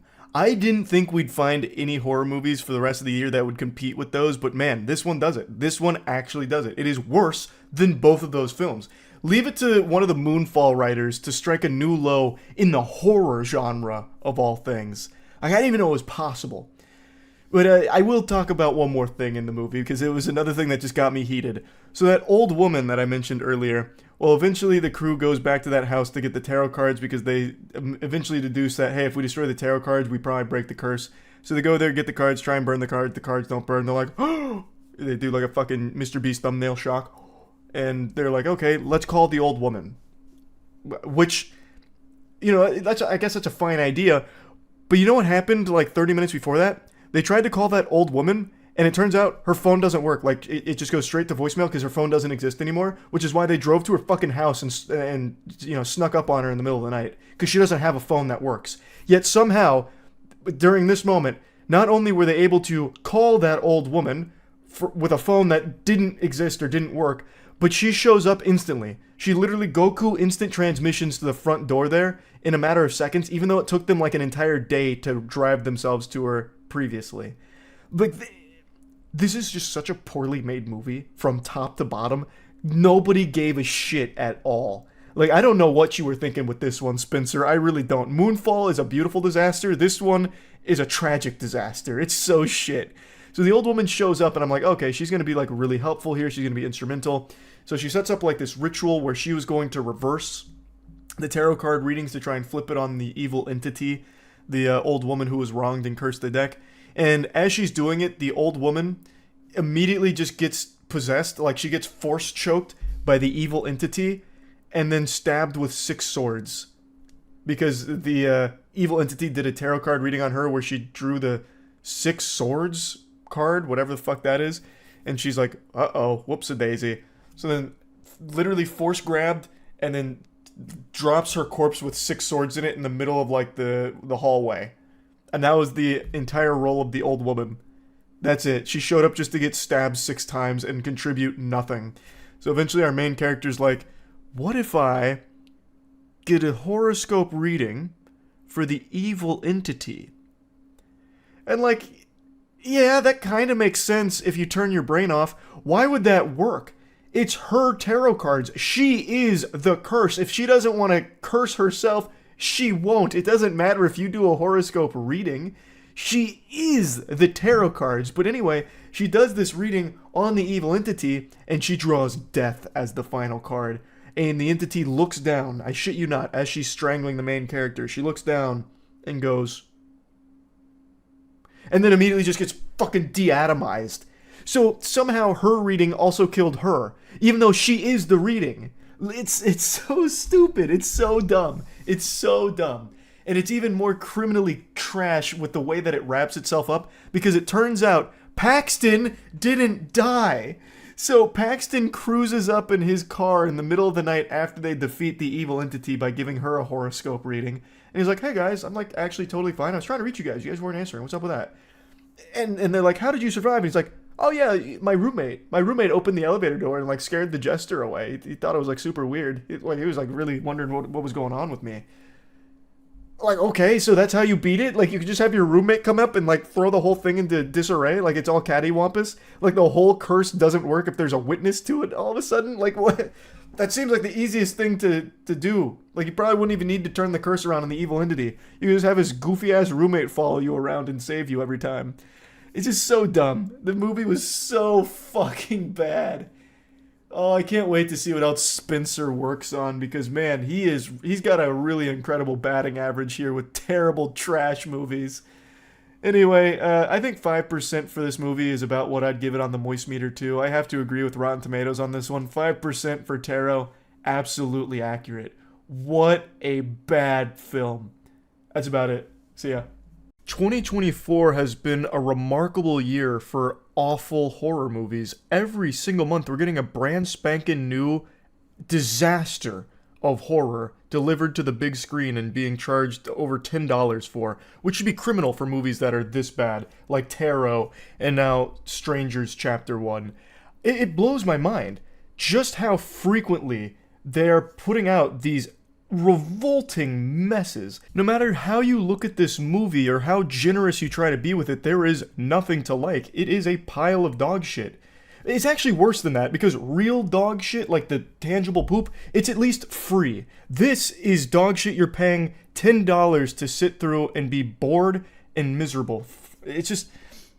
Point is, Strangers Chapter 1 isn't very good. I'm sure, no doubt, most of you were able to sniff that out. I was trying to be very subtle with my critique off rip, be unbiased, but it's just hard with how bad this movie was. And it's made worse by the fact that I really like The Strangers, the first movie from 2008. I actually think it's a classic. The second one, I didn't like nearly as much. I actually forgot it existed until I went back and saw that they actually had one from 2018. And I was like, oh, that's interesting. I must have missed it. And then I watched the trailer and I was like, nope. I saw it. I remember this now. It like opened up a repressed memory. Anyway though, Strangers Chapter 1 is far and away the worst in the franchise here, and one of the worst horror movies of the year. I don't think it's worse than Tarot, but Tarot was like genetically engineered to be the worst possible horror movie you could create. They had one of the writers for Moonfall direct that fucking thing. So like, it's going to be really hard for any movie to be worse than Tarot this year, but this one certainly tried to give it a run for its money. Now, Strangers Chapter 1 has a really interesting story, not in the actual movie itself, because the story is complete trash, but they actually filmed an entire trilogy for Strangers, and I don't mean like 2008 and 2018, I mean Strangers Chapter 1 is the start of their new trilogy that they've already filmed. Apparently they filmed all 3 movies, and they're going to be releasing this entire trilogy over the course of the next year. That's very ambitious, especially when you have something as weak as this to start with. I don't know how they're going to justify the existence of Chapter 2 or the final chapter, but I'd be lying if I said I wasn't curious now. Because how could it possibly get better? I know it can't get worse. This is definitely the worst I think it can possibly be for the Strangers. But what could they do to make it better? I don't know. The film ends with a to be continued, and nobody wants to continue this. But now I have this morbid curiosity with where this might go. Like, I have half a mind to expect this to start bringing in aliens and time travel or something. Like, I think it's going to get really off the rails. But let me just talk about what makes this movie so bad. And I'll actually start with this quote from the director. "Nothing is too ambitious for me. If it had been a straight remake or sequel, I would have definitely passed because at this point in my life, I wouldn't touch a classic like the original The Strangers." Hey, pal. You just blow in from Stupid Town? What are you talking about? Strangers Chapter 1 is literally a 1-to-1 remake of the 2008 Strangers movie, except the characters are stupider, they're more shallow, like these are the dullest characters I've ever seen in a horror film, and that is saying something extraordinary, because I thought Tarot had the worst characters, but the two characters, the main characters here, are so unlikable and have no depth to them at all. Somehow Tarot characters had better depth. Like, what do you mean? That you didn't want to just make it a straight remake and you would have passed if that's what the assignment was. You did do that! Everything that was present in 2008 Strangers is present here, but worse. It's as if AI was tasked with recreating the Strangers 2008. And it just ChatGPT threw this together to try and make it a close emulation, but lost all of the soul and what made that one so good. This movie is that. If you've seen 2008 The Strangers, you've already seen The Strangers Chapter 1. It's the exact same story, the only thing that changes is it's an Airbnb. But everything else is completely intact, including some of like the iconic scares done 1-to-1 but worse. It loses all of the tension of the 2008 Strangers. It's trash. You did remake that movie. Whether or not you set out with that goal, ultimately that's what you delivered. The best thing I can say about Strangers Chapter 1 is that at least it's only 91 minutes. So it's nice and short. You get in there, you get frustrated, you get bored, you leave, and you forget about the movie entirely because it sucked.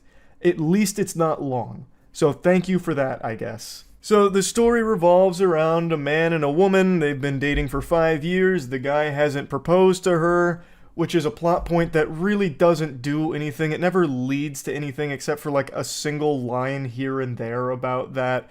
They're deeply in love and they're on a trip. They're making their way out to Oregon, but they encounter some car trouble and they end up getting stranded in a place called Venus, Oregon, and they get directed to an Airbnb to stay for the night while they wait for a guy named Rudy to fix their car. And most people in this small town are real sketchy, so it puts one of the main characters on edge, the guy. I already forgot his name. That's why I'm just referring to him as the guy. I actually don't remember their names, and I really don't feel like looking it up because it's not even worth remembering their names.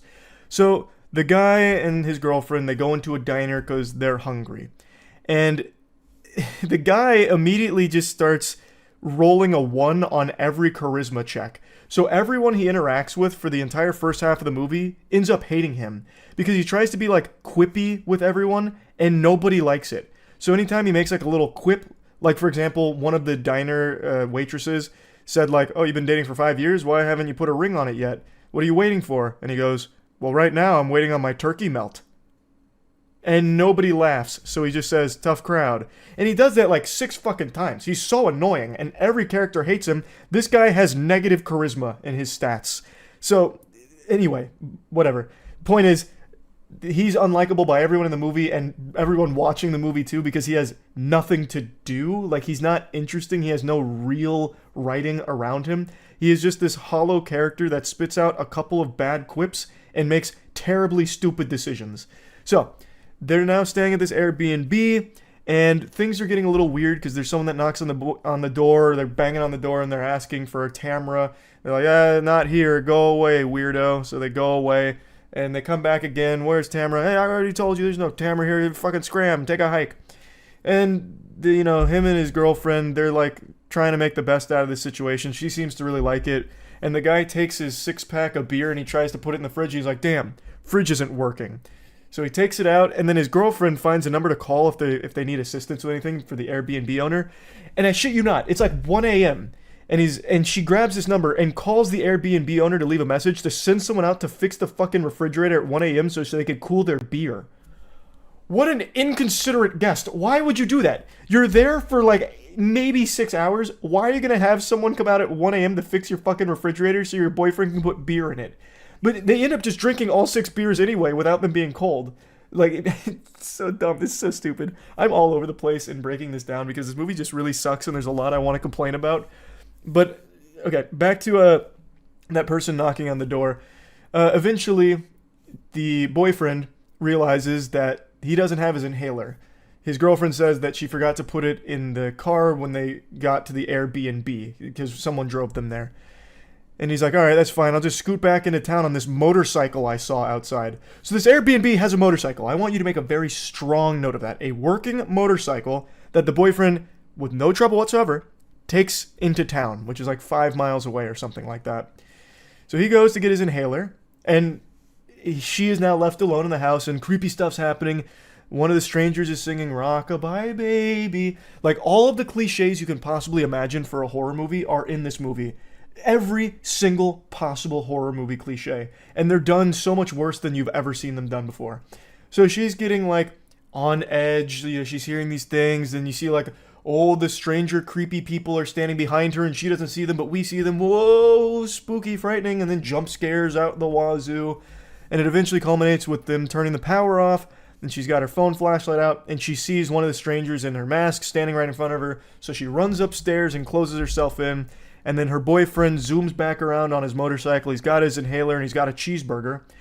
I also want to make note, while he was in town, he actually encountered some not weird people because the town was all sketchy. They were like really nervous around, you know, outsiders. But when he went back into town, everyone was super friendly, like normal young people.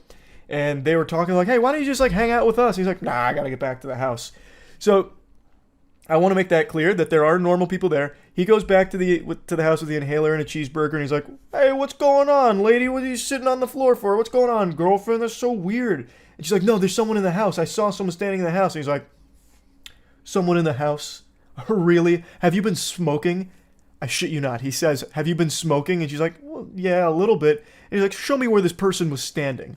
So she takes him downstairs to where the stranger in the mask, like, frightened her. And then he looks around and he sees a picture on a wall of a clown. And he's like, oh, I know what happened here. Does this look familiar? And he does this in front of her, blocking the clown photo and then unblocking it. And he's like, this is what you saw. It wasn't somebody standing in this house. You just saw the picture of the clown. And you're just so high that you fucked up. And then he goes, the Freaky Brothers is strong stuff. That's a line in the movie. He says the Freaky Brothers is strong stuff, referring to what she was smoking.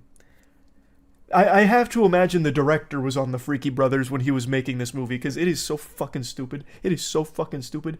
How in the world would you be like, hey, listen, it was definitely this picture you saw, not a human being standing here. That makes a lot more sense. You could be on PCP and probably not mistake a photo of a clown for a human being standing in front of you. And yet this goober gaslights her and convinces her that that's what it was. So then they go about the rest of their night. And if either one of them was thinking logically, what should have happened there is they both get on the motorcycle and they ride into town and just spend the rest of the night around the normal people. Because there's normal people that invited them to just hang out. So they would have just rode back into town and be like, yep, Airbnb was fucked up. There's some creepy people scaring my girlfriend. Let's go back into town with these normal people and just stay there till the car's repaired in the morning. That would have been the logical thing because they have a working vehicle that they just used, and it would have immediately ended the movie on the spot. But that's not how it plays out because no one was thinking. So instead, they just sit there, they listen to some records, and then eventually one of the strangers wearing the mask, like basically the scarecrow mask out of Batman Begins, slams his axe through the door, and that's when it hits the boyfriend like, oh, my girlfriend's not crazy. Oh, we're in danger. So they run into one of the rooms, duck and cover, and just wait for everything to blow over, where one of the strangers with the axe just busts through the door, looks at them, and then walks away. And immediately after he walks away, like maybe 5 seconds, the boyfriend goes and he's like, all right, they're gone. We're safe now. It's actually like an NPC out of like an Oblivion or something, where the second you break line of sight, they're like, oh, must have been the wind. Just cease to exist. So the boyfriend and the girlfriend are like, okay, we need to get some weapons. We need to like prep just in case they come back. Because fucking obviously, like it's not like they just vanished. So they start looking around for weapons to no avail. Eventually, the girlfriend like busts off one of the grates. And there's another thing I want to point out. The room they are ducking and covering in, there was a window right behind them. They could have just went through the fucking window and then just taken their chances in the forest. But they don't do that. Instead, I also skipped something. When they do get out of the room, they immediately go to the motorcycle. Way too fucking late for that because now all the strangers are there and the motorcycle blows up. So, motorcycle's gone. They run back into the house. They go into another room, and that's when the girlfriend takes like the air vent grate off the wall. And they both climb in there. Now they're under the house, crawling around, trying not to make noise. And the girlfriend hits her hand on a nail, and a nail goes through. A scene that we saw 1-to-1 and done significantly better in A Quiet Place. So now she got a nail in her hand, and she can't scream because obviously the strangers would hear them. So now she has to deal with that. He takes the nail out, and they crawl around under the house and eventually make it to like this little door that opens up under the house. And they open it up, get outside, and immediately start talking at full volume. What the fuck? Like, they've only gone, like, maybe a couple of feet. And they just start talking at full volume. And obviously the strangers can fucking hear that. They just recognized that they needed to be quiet. They couldn't make a peep. She couldn't even scream with a nail going through her hand. And then 2 feet later, it's like, okay, now we can just use our outside voices. It's so dumb. They're so stupid. But what's even stupider is, now they're outside, they could just run through the forest, and their odds are pretty decent there since there's so much land. It'd be hard for just 3 strangers, to locate these 2 individuals who are both in fine shape to be running. But instead of just doing that, what they decide to do is go to the shed next door. Which is something obviously the strangers are going to be checking for. The shed, right? But whatever. Stupid decision. Number 20 already. They go into the shed looking for a weapon. I don't know why they thought there would be a weapon there, because obviously if the strangers are there, they probably would have gotten rid of the weapons, or at the very least been guarding them. So they go into the shed, they start waiting, and the guy goes upstairs and finds a fucking shotgun. So the strangers are stupid too, because they clearly know the property, and there is a stranger in the shed who keeps stalking them, watching them pick up the shotgun and everything, just lets them have the shotgun.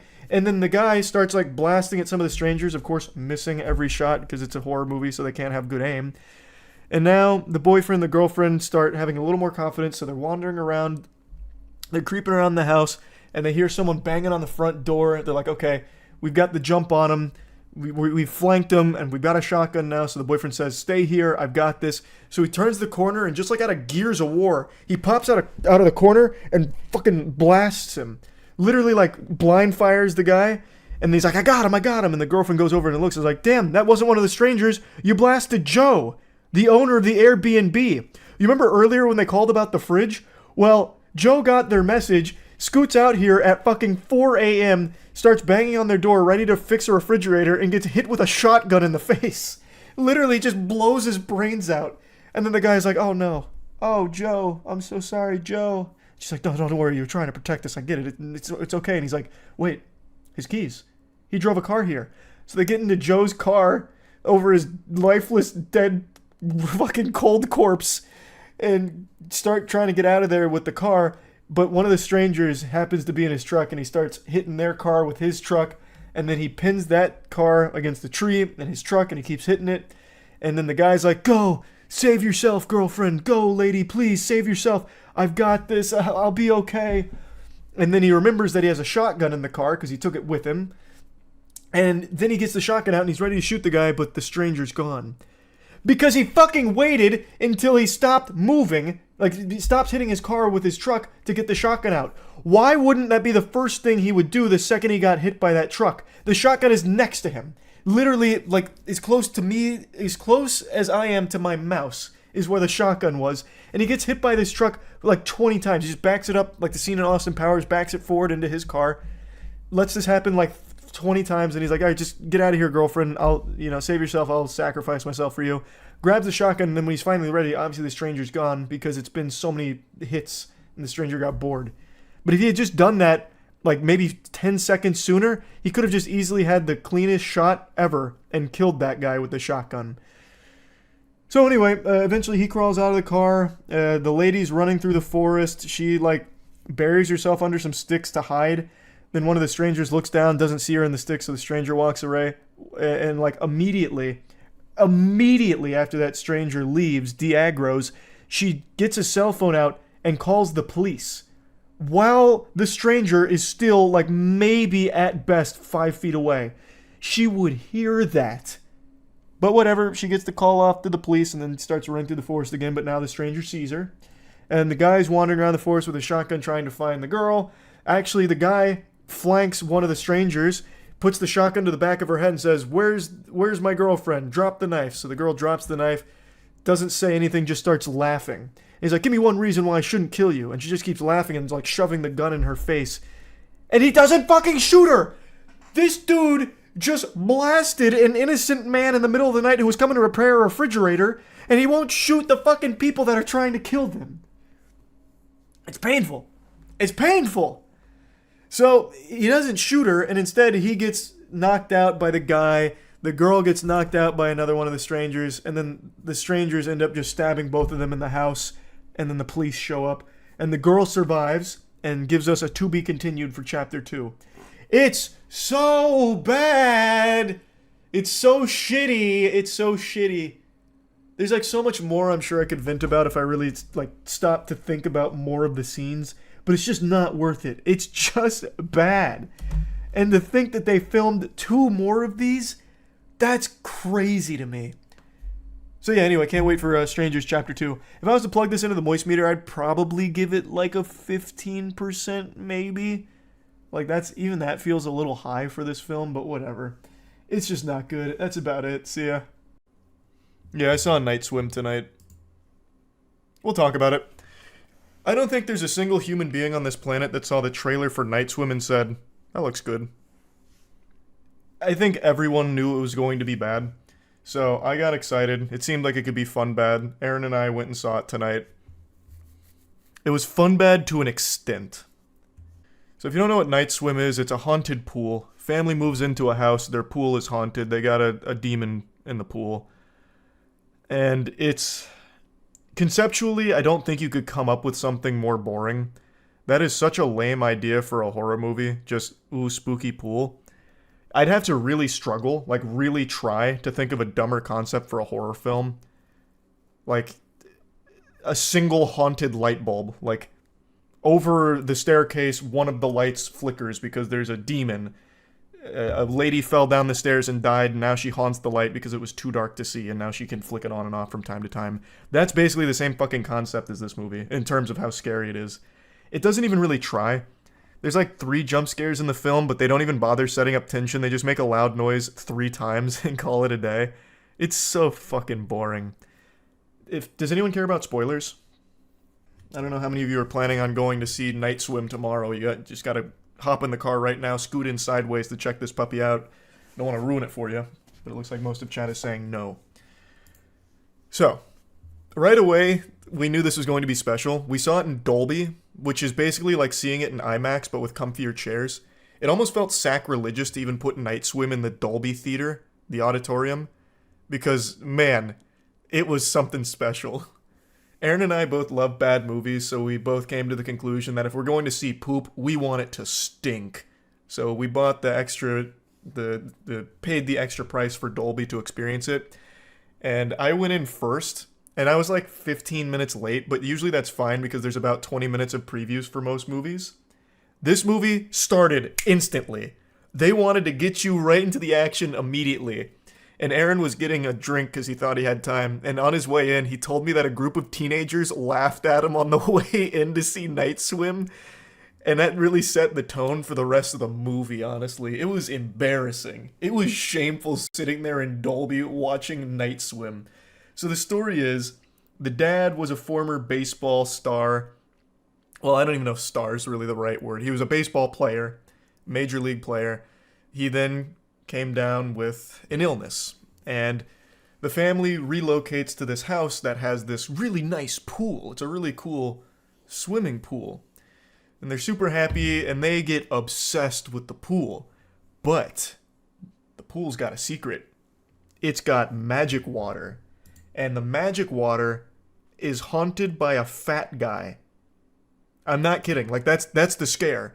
The water has a fat, sloppy monster, and it's just a fat man that sometimes pop out, and he goes,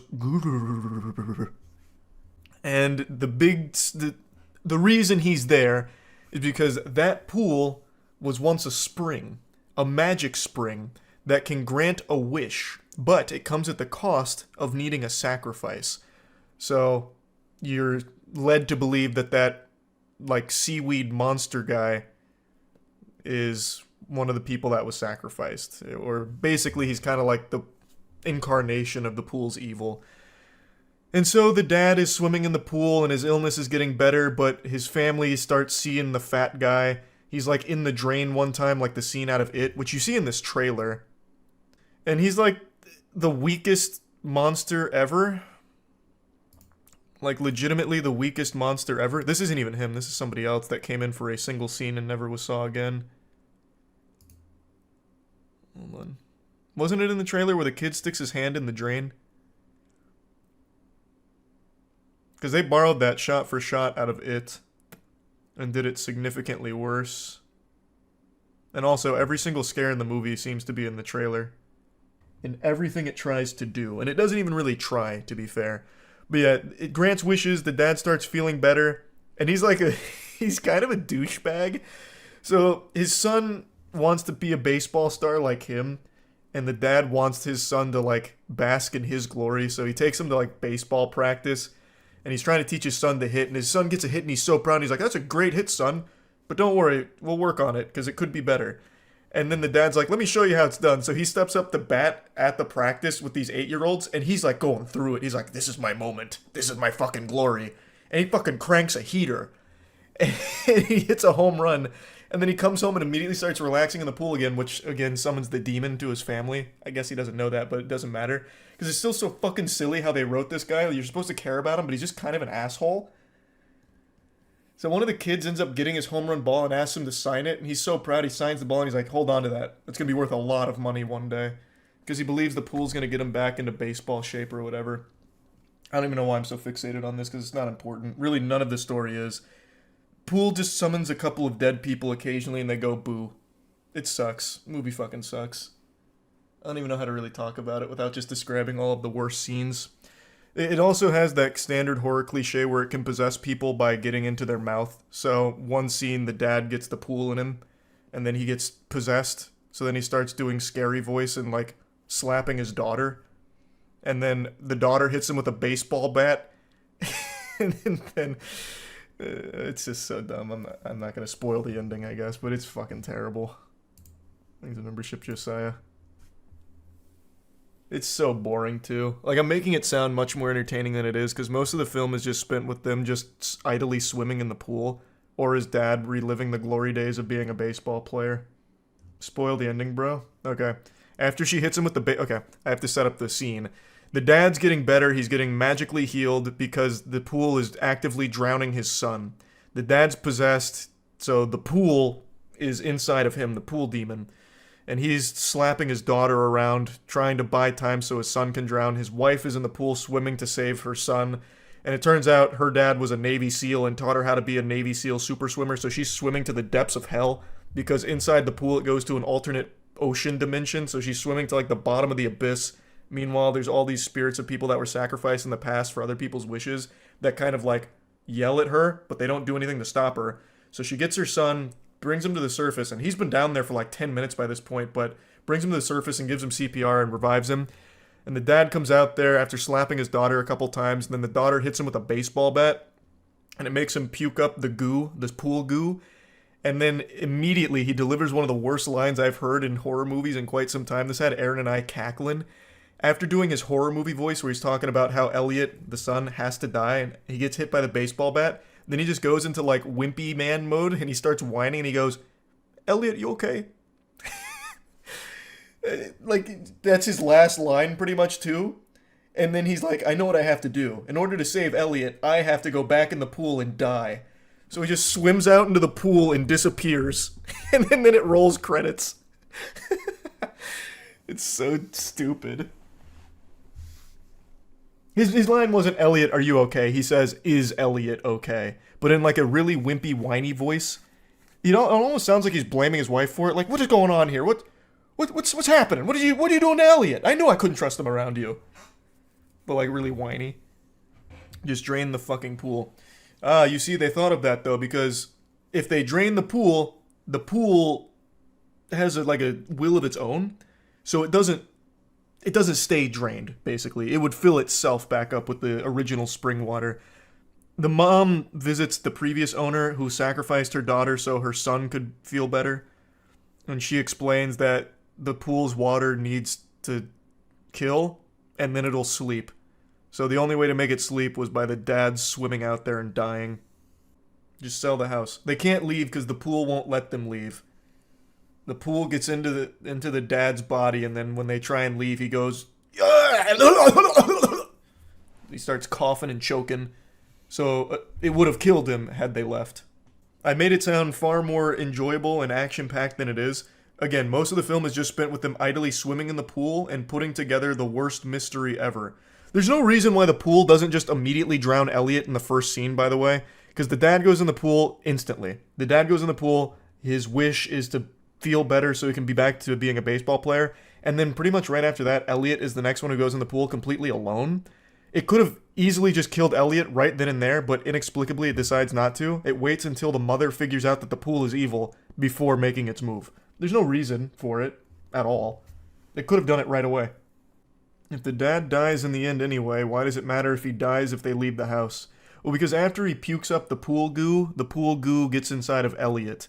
So then he needs to kill himself to save Elliot. So the autograph wasn't that good then. No, the autograph won't be worth anything in universe. Also, the scene after he signs that baseball... Man, I'm getting into like the more useless scenes, but they're just so bad I can't help but talk about them. So he's not like outwardly disappointed that his son Elliot isn't as good at baseball as he is, but when he goes to practice to show off, the coach's son is really good. And he like fist bumps the coach's kid, and Elliot's clearly a little jealous, and then they throw a pool party at their house, and for some reason, the dad, Elliot, his dad, the main character, well, I guess he's not really the main character, but the baseball player, he starts talking to the coach's son as if it's his new son. Like, he basically adopts him. So he points at one of the other dads in the pool with a kid playing chicken, and he goes, hey, I don't remember his name. Hey, Junior, you think we could take them in a game of chicken? He calls him Steroid Shrek. He says, do you think we could take Steroid Shrek? And then he's like, yeah, we can take him. And it's like, why are you playing chicken with a kid that's not even yours? Elliot would love some father-son time, but instead, you're with the coach's son. So he straps the coach's son to his shoulder, they play chicken, and then he goes into the deep end of the pool, so he starts drowning, and then the pool goo gets in his body, this is how it infiltrates him, and then he tries to kill the child by grabbing onto his legs during chicken and drowning him. It's so stupid. It's so fucking stupid. It's a horrible scene. And then, like, the coach's dad jumps in, he's like, what the fuck are you doing, Ray? Ray, what are you doing? Let go of my son, you're drowning him. Ray, stop it. You didn't appreciate the movie? It's a metaphor, peasant. Yeah, it's a metaphor for don't swim, I guess. Oh, God, you just reminded me. In the very beginning of the movie, there's a pool guy who comes out because Ray cuts himself in the pool, and he's like, this is a weird one. So he calls out a pool guy to get the job done, and he's a real character. He's so quirky. He comes out, and he starts leaning on the diving board, and he goes, pools. It's weird, right? This one's got like a natural spring attached to it. Never seen one in person. Isn't it interesting how we evolved from water, yet there's something deep inside of us that makes us afraid to go back. Maybe that's why we're so obsessed with taming water. And that's his whole statement, then he leaves. Never to be seen again. It's like the worst line ever written to be profound. So maybe the whole movie is a metaphor, perhaps. This is just the annual Blumhouse super stinker. I mean, it's January. I can't imagine a horror movie coming out the rest of the year that's worse than this. I don't think it's possible. Because again, it doesn't really have anything scary about it. It's very, very lame. Like, super, super lame.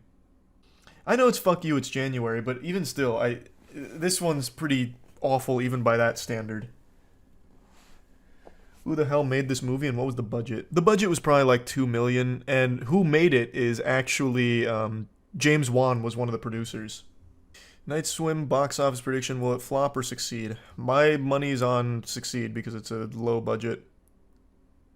It's definitely less than 15 million. They're just speculating. It's 100% less than that. It's like the director went for a record in how many eyes they could roll. I don't think your eyes wouldn't even roll. You'd just be falling asleep. It's just bad. It's just not very good. There's fun bad moments, sure, but overall it's just kind of uninteresting. But yeah, that's the Night Swim review. Trash. But which everyone knew it was going to be. That's not shocking, but it's very, very bad. Worse than I expected it to be, for sure. What would I give Night Swim on the Moist meter? Probably comfortably a 15%, I would say. I think 15% for Night Swim's fair. You're looking at a man who just wasted 2 hours watching the new Netflix urinal cake, Atlas. I'm not a happy camper. I didn't go into this expecting a modern masterpiece, but I expected to at least be entertained with some mindless sci-fi. And speaking of mindless, the audience scores on Rotten Tomatoes continue to make me sick to my stomach. How could 53% of people that suffered this torture actually enjoy it to any capacity? That's like being excited when you step on a rusty nail barefoot. It's just painful. It's a complete waste of 2 hours. And this is coming from someone who really appreciates bad films. I think there is this fine, beautiful line where a movie is objectively horrible and it is so bad that it becomes entertaining. Just absolutely immaculate, like Moonfall. But Atlas never crosses this so bad it's good line. The only line Atlas crosses is the one between my butt cheeks. It's shit. So let's go ahead and break this down and explain why this is yet another horrible Netflix original. But before I do that, because it's gonna get a little rambunctious here. I feel insulted, honestly, for having wasted this time on it.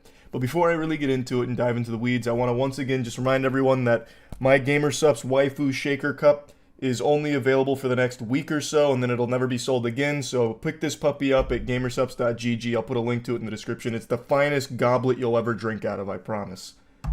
Now, back to Atlas. This film stars Jennifer Lopez, and it's all about the nightmare of AI! It's all about AI going rogue and looking to exterminate humanity. It is the most generic plot you will ever see in a sci-fi film. This took every single cliche that has ever existed in this genre and rolled it into one unapologetic package that just stains the screen. Like, I feel my TV was weeping just having to show me this movie. Let me explain the plot to you. So, it's the future, and humanity has advanced so much that AI has become integral to our existence. They're in everything. And we have AI robot companions, and one of them, the super robot companion named Harland, he breaks the code. He goes against the programming, and he's able to do so for other AI as well, and he leads a rebellion, and he gets labeled the first AI terrorist. At the height of his infamy, he decides to shoot off into the cosmos.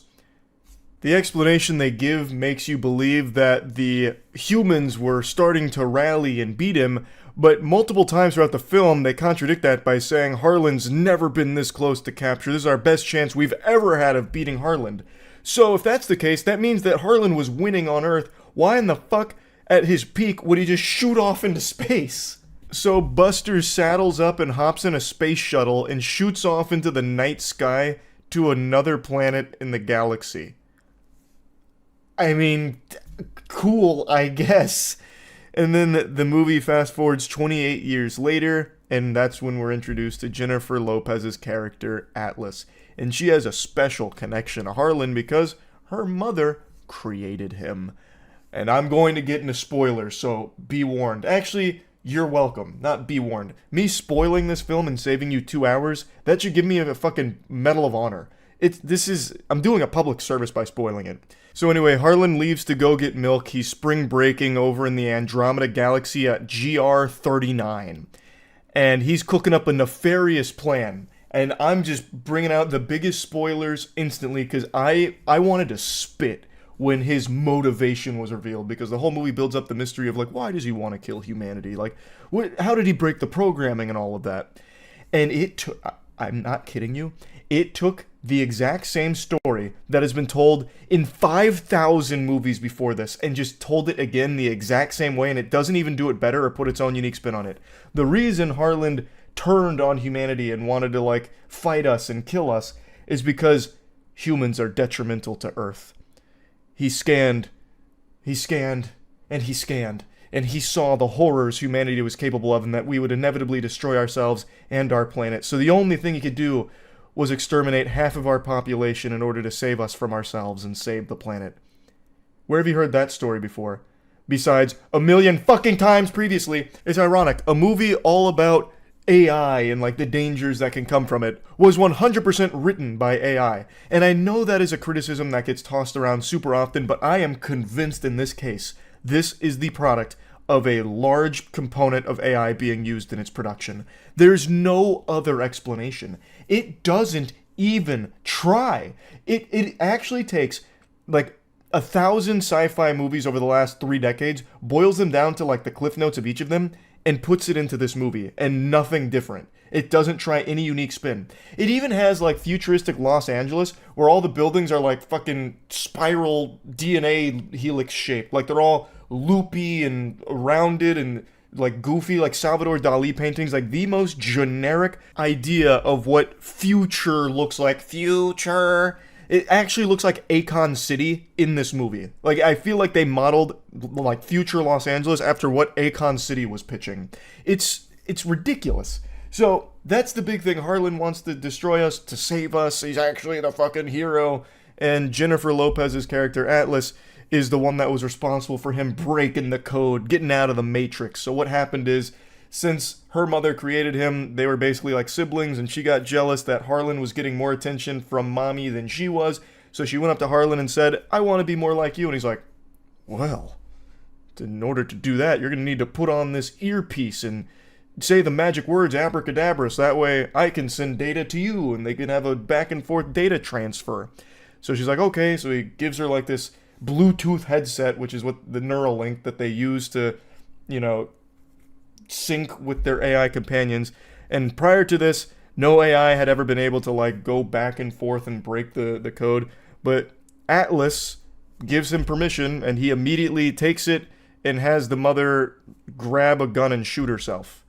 So he overrides her motor functions since they were Neuralinked, and now that he can send data to her as opposed to just a one-way, he has her grab a gun and shoot herself.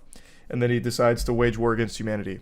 So before I even get in any deeper than this, also a huge component of the movie is about Atlas learning to trust AI again after this betrayal. So she goes on this deep space mission to apprehend Harlan, take his CPU back to Earth so they can study how things went wrong. And on the mission, things go tits up immediately, and she's forced into this mech suit. So now she's like the fucking Gundam pilot here, and she's having to bond with this AI who she has a deep hatred for and a mistrust because of Harlan. And it's like this little buddy cop thing where they're teasing each other back and forth and learning to get along. But anyway, I'll get to that soon. When this plot point was revealed at the end of the movie about why Harlan was doing what he was, the immediate question was raised in my noodle up here. Why the fuck did Harlan flee Earth in the first place? Like, his plan revolved around getting Atlas to join this mission in deep space to bring him a ship with warheads, basically nuclear warheads, that would fry the atmosphere of Earth and exterminate so many of them. But they had this, like, defense force field around Earth that she had half of the code to, and another guy had half the code to, so he needed to figure out this really deep, intricate plot to get them to deep space. So it starts with her capturing one of the AI on Earth, who, like, gives up his location, but it was all part of Harlan's plan. He was the puppet master, he was behind all of it. But the question becomes, why leave Earth in the first place if you had to wait 28 years to do this plan because it was so fucking difficult to get them to pursue you to this distant planet, to give you a ship to come back to Earth to blow up Earth? Why not just stay on Earth and just use the fucking warheads there? Like, he made it so much more difficult for himself. And I don't, unless I missed it, like maybe I dozed off at some point when they explained why he left Earth for that plan. Because that plan is significantly easier if he's in the same fucking galaxy. Like, if he's in the same place, if he's still on Earth, he can get access to those weapons without ever needing a 28-year plan to get a ship out there with the weapons and then piloting the ship back to Earth, breaching the perimeter, and then blowing it up. You would already be within the fucking perimeter and you'd already have access to the weapons. Why would you even leave the planet in the first place? This is the dumbest AI terrorist of all time. Like, he's super stupid. He's super dumb. They made it seem like humanity was beating them on Earth, but they keep saying time and time again, trying to fucking drill it into your skull, that Harland is the chess master. And chess... I didn't even mean to make this bridge here, this fucking Neuralink. Chess also plays a role in this movie because Harlan taught Atlas to play chess and then tells her, like, hey, when you put this earpiece on, it might hurt, so grip your favorite chess piece. So she grabs the chess piece, and then in, like, one of the earlier scenes in the film, she plays chess against AI and checkmates it. It goes, whoa, that's fucking, jaw on the floor moment type thing. But anyway, Harlan's like this unbeatable person. They've never even come close to capturing him until he's on the Andromeda GR39 planet. So again, they keep saying they've never been this close, which means on Earth, they weren't close. Why would he flee? His plan is much easier and would have been significantly more successful if he stayed on Earth to do it. Why the fuck would he take off into a spaceship? It's dumb. It's super dumb. But I don't want to focus on that too much, which I already have for quite a while. Now, what happened is, once they've tracked him to GR39 after, interrogating one of the AI fugitives on Earth, they send out this mission, and they have these giant mech suits, and Atlas, wants to go along because she hates Harland and needs to see him killed, and she feels responsible for him breaking the protocol and whatever. So as they get to GR39, because they have fucking faster than light travel, obviously, they get to GR39, and Harlan was expecting them. So he blows up their ship, and all of the Rangers in their mech suits, they get slaughtered, and Jennifer Lopez was forced into her mech suit, and she doesn't want to sync with it because she doesn't trust AI. But she needs to trust AI because it's the only way she's going to survive. So she's traversing the planet in the mech suit, and most of the movie is spent just with her talking to the AI, doing almost fucking nothing. It's so boring. It's so lame. And it doesn't even try and do anything deep. It just tells the same story we've seen 1,000 times about, like, blurring the lines between what is and is not living. Can AI have a soul? Which is a conversation they have point blank. It's really on the nose. That's most of the movie. And so Atlas and Smith is the name of the AI. They just talk a lot, and they keep trying to formulate plans, and Smith is like, tell me more about yourself, Atlas. It's the only way that we can reach 100% synchronization, because they can't fully sync because she won't let him fully in. And then there's like a couple of actions, there's one action scene that happens where she's getting ambushed by AI that Harland has there, and she detonates an ion bomb. It's really, I thought the action would be cooler than it was, because how can you fuck up having a mech suit? Just having mech action against AI soldiers, that's just a recipe for enjoyable, fucking shove popcorn in your mouth action. But they fumble it. They really do. So, the ion bomb goes off and they get vaporized, and that's, the whole scene. And then, again, it's her just kind of, scheming. Eventually she finds Harlan's base, and then we get to the final climactic moment where she 100% synchronizes by revealing the truth to the AI. After Harlan's about to go destroy all the humans on Earth, he says, fuck these cringe meat puppets, we gotta keep Earth safe from them. And then she busts free after reaching 100% synchronization with Smith, and then she gets back into Smith, and the two of them are this killing machine, and this is the only good sequence in the movie, the very end.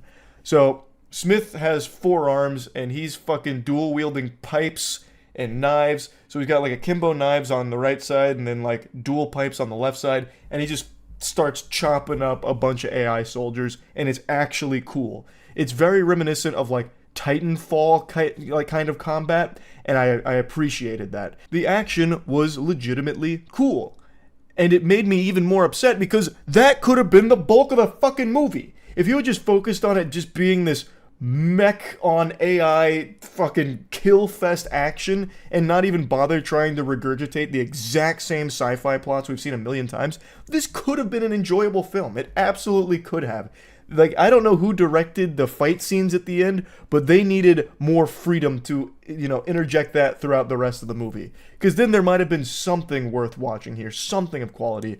And the final fight between Atlas And Harlan, like in the mech suit, was really good. Harlan was super cool with his fucking plasma sword, which he eventually turns into a plasma whip. It was great. Like, that was actually fun.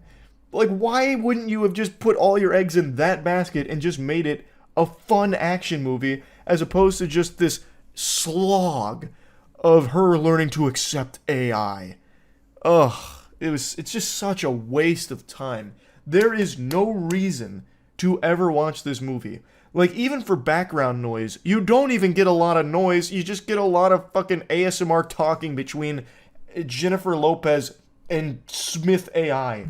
It's boring. Boring, damn it. There's plenty more things I can whine and moan about, but why even bother? The movie just sucks. Like, it's just so bad. It's not even really worth, like, fully breaking apart, to be honest.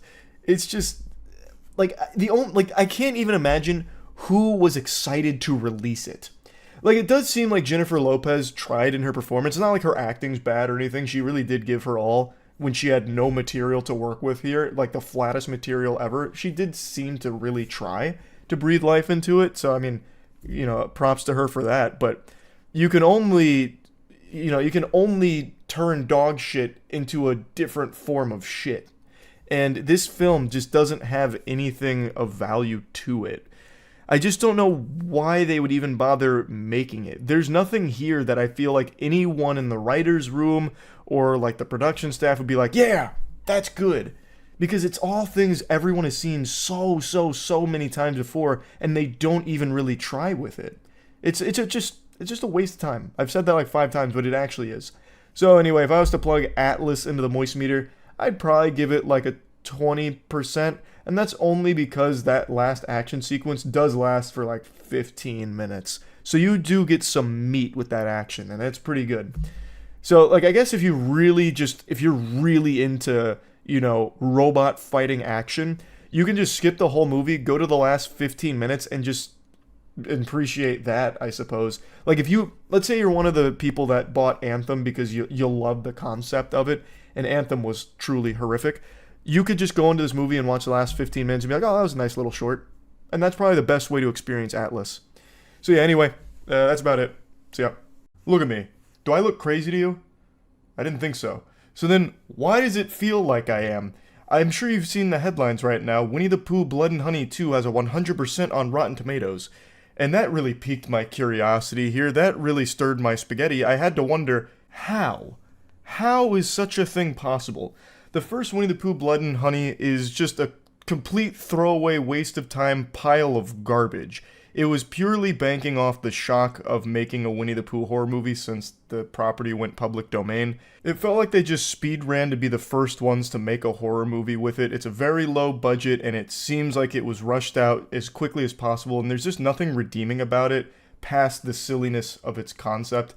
And really, there's only one good scene in the film, and I'm using the word good very loosey-goosey. There's only one really entertaining scene in the film, and it's pretty much the opening scene. I mention this every time I talk about this movie. Winnie the Pooh rips some lady's top off and her titties start jiggling around like it's an NVIDIA physics demonstration, and then he throws her in a wood chipper, but not before giving her like an ooga face. It's like the most emotion Winnie the Pooh showed in that entire movie. But regardless, that film is horrendous. And yet, its sequel, which came out, has a 100% Rotten Tomatoes. Granted, it's only 7 reviews. Like, I didn't think such a thing was possible. Like, you know, I guess maybe there's 7 paid reviewers. They were shilling it. Maybe the director of the film gave them strippers and blow for the advanced screening, so they had a great time watching it. But that I couldn't imagine that being real. But the audience score is also pretty high, and I've always said you can't trust Rotten Tomatoes, but still, this is interesting.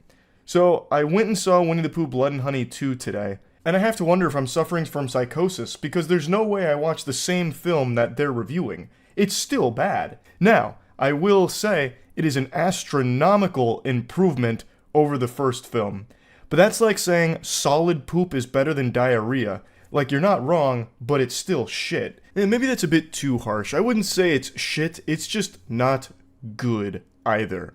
Like, I know they're creating the whole Pooniverse out of this, so they're making like the Twisted Childhood universe or whatever, where it's taking property like Winnie the Pooh, Pinocchio, Peter Pan, Bambi, and they're making horror movies out of it and tying it all together into their own horror cinematic universe with all of it.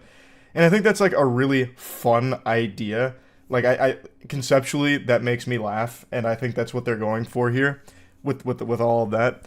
But right now, they're just starting to find their footing on how to make watchable movies, because the first movie is unwatchable. This movie is definitely watchable. It's just not a great film either. The movie does try a lot harder. It's still low budget, but you can tell it's a higher budget and they put a lot more effort into it. So first of all, I'm going to get my compliments out of the way here. They actually do a much better job with the character design this time around. Winnie the Pooh looks a lot better. It no longer just looks like some kind of fetish costume with Winnie the Pooh. It looks like an actual character now. It doesn't look like just a man in a mask. It actually does look like a mutant abomination, which it's supposed to be in the universe. They absolutely did a much better job this time around with the monsters here. And they do bring in a new face, a new villain, Tigger. So they bring him in from the Winnie the Pooh property.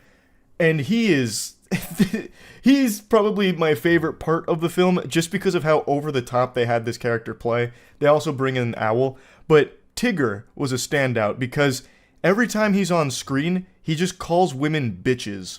So he goes on a killing spree at like a nightclub.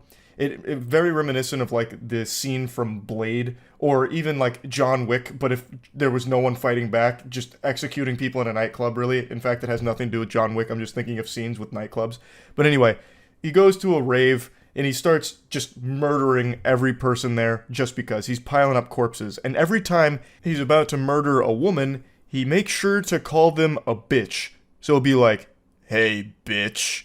And then like slash their head off. Or if he's like going on like a stabbing spree with his long fingernails, his claws, he's like, I'm gonna disembowel you, bitch.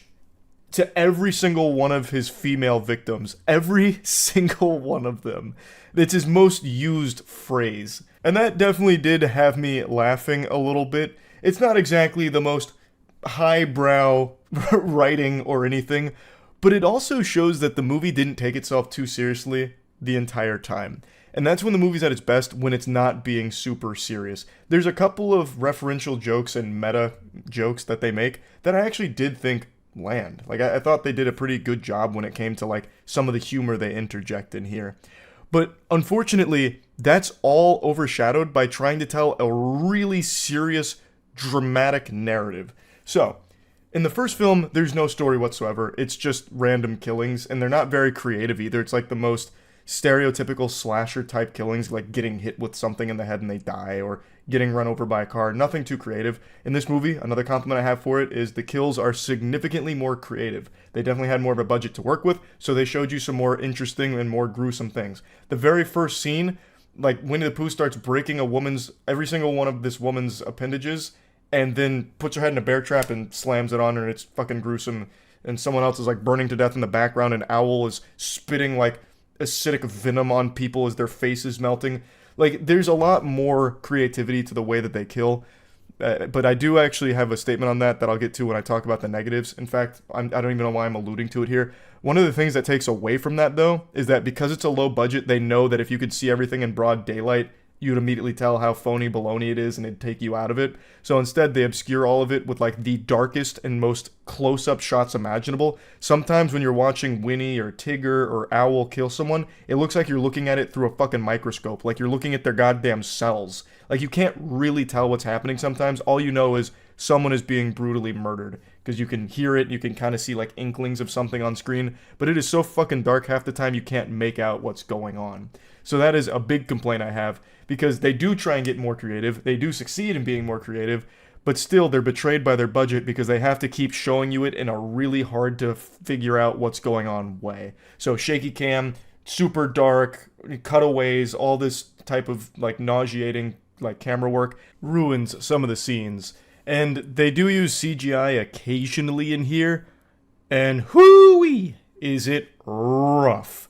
There are some scenes that look straight up N64 era, like Tigger's tail, for example. Goodness gracious. Also, in the opening scene, when someone is set on fire, I'm pretty sure that was just JPEG fire that they moved around a little bit. There is a lot of times when they try and integrate CGI into this film that you can really see they did not have the budget for those special effects. That it was just not there for that. But when they're using practical effects, for the most part, it looks pretty good. Back to what I was saying, the first film didn't really have a story at all. Just random killings with things that vaguely resembled Winnie and Piglet. Nothing else. Just, that's the whole story in a nutshell. Here, they did bring on a real writer, and they wanted to tell a real story. But it just does not match the tone of the film. The film is at its best when it's being over the top and goofy. When it's trying to be really serious by telling the story about Christopher Robin, who his brother got kidnapped and he's going through hypnotherapy to try and remember his brother. Kind of actually reminds me of the plot to the Five Nights at Freddy's movie in a certain way. But he's trying to figure out what happened to his brother. If I could only figure out who this man was that took him, because I saw a piece of him in my memories, then I'll know what happened and I can get my brother back. So it tries to make you care about that story and care about these characters in a different way by giving you this emotional narrative about guilt that Christopher feels for not being able to protect his brother, and it sets up a bit of a mystery there on, you know, what happened to him and how it connects to everything else. And it's not like a bad attempt or anything, but it just really feels out of place because it doesn't exactly land when it's fucking Winnie the Pooh and the gang just killing people for the vast majority of the runtime. So the emotional story that they're trying to weave in there, like jump scares to this killing montage, really conflicts with that because it just doesn't work. No one's gonna care about that storyline. Not that it's poorly crafted or anything, but that's just not the focal point of the film. The film is focused entirely on killing. And they establish that immediately upon starting this film. They don't even really have a good reason for why Winnie the Pooh and the crew go on this killing rampage. Like the scene where they just start killing people at a rave, Owl just says, "I hope you're ready to party." And then Tigger and Pooh start executing hundreds of people. And the reason? Because fuck you. That's why. I mean, there is like a light reason that Owl sprinkled in like 2 sentences, where he's like, if the humans keep coming to us, eventually we're just gonna have to roll over and die. So let's take the fight to them and just kill them all. So that's why they're out here hunting everyone. But yeah, the story here, like, again, I don't even think it's bad. Like, the backstory is simple but effective. Also, the entire plot, like the actual story, is extremely predictable. I think you will figure out everything the second that it starts introducing those narrative plot threads, because it's very obvious where all of it goes. It's simple, it's not bad, but it just doesn't add anything to this film besides just being like this side quest outside of just surviving the killings. It just, I don't know, it's very underwhelming. Like, they could have just doubled down on the over-the-top goofiness of everything. Instead of making like a story that tries to take itself seriously, make a story that doesn't. Luckily, it's not a long movie, so even though a lot of time is spent with this story, which is a fucking snooze fest, it at least doesn't bore you to tears because the movie is so short that you're still mainly getting tons of like over-the-top violence in this film that keeps you engaged with it, because that's really all the film offers. It's just a bunch of mindless killing in creative, yucky ways. So while I may not agree with the experts at Rotten Tomatoes that this is a 100% certified fucking fresh, and I don't even agree with the audience score that it's an 80%, I still think that it's definitely better, just not good. If I was to put this film on the Moist meter, I think I'd give Winnie the Pooh Blood and Honey 2 a 40%. And maybe that's being too generous, but I really can't stress enough how much better this one is than the first one. Which again isn't saying a lot, but I at least appreciate they're going in an upward trajectory here. It's showing that they're learning from previous mistakes. Their past sins are being rectified. They're trying to bury that and be better from it. But yeah, I think I'd give it like a 40%, I guess. Yeah. So, definitely not a 100%. Don't listen to that baloney. That's really about it. So yeah. There's a new movie out right now called Imaginary. I bet most of you watching have never heard of this film before in your life. And those of you that have heard of it, I imagine 0 of you had any interest in going to see it, because even just from the first trailer, anyone with eyes would recognize this movie had no chance at being anything even close to decent. It was doomed from the start. It's a movie about a haunted bear imaginary friend. It's as creatively bankrupt as it gets. I would sooner buy a ticket to watch the feature film of The Poop That Took a Pee than going to Imaginary. But I actually did go see Imaginary, so that point doesn't really work. That's moot. I saw it yesterday and can confirm beyond a shadow of a doubt, it's horrible. It's trash. It's terrible. This is the latest super stinker from Blumhouse, more like Butthouse because this shit is ass. I am no stranger to bad movies, as all of you know I have a huge passion for seeing them, but man, Blumhouse is pumping out some extraordinarily boring ones. It feels like they're not even trying with anything anymore. They just know that because the budget is so low for these movies, and there's so many people in the world that just want something to do, they'll make a profit off those just curious enough to buy tickets to pass time. So they don't even bother putting in the bare minimum amount of effort to even produce something that has a single redeeming quality about it. Like, I'm pretty sure Imaginary was probably filmed in like 2 weeks because they just used the first take of everything that they shot and then just called it a wrap and said, print it, good enough. So I saw it yesterday with Aaron. Aaron and I have been seeing pretty much every bad movie of the last year or so together, and this is definitely a bad movie that we experienced, and I kind of want to just dissect it here.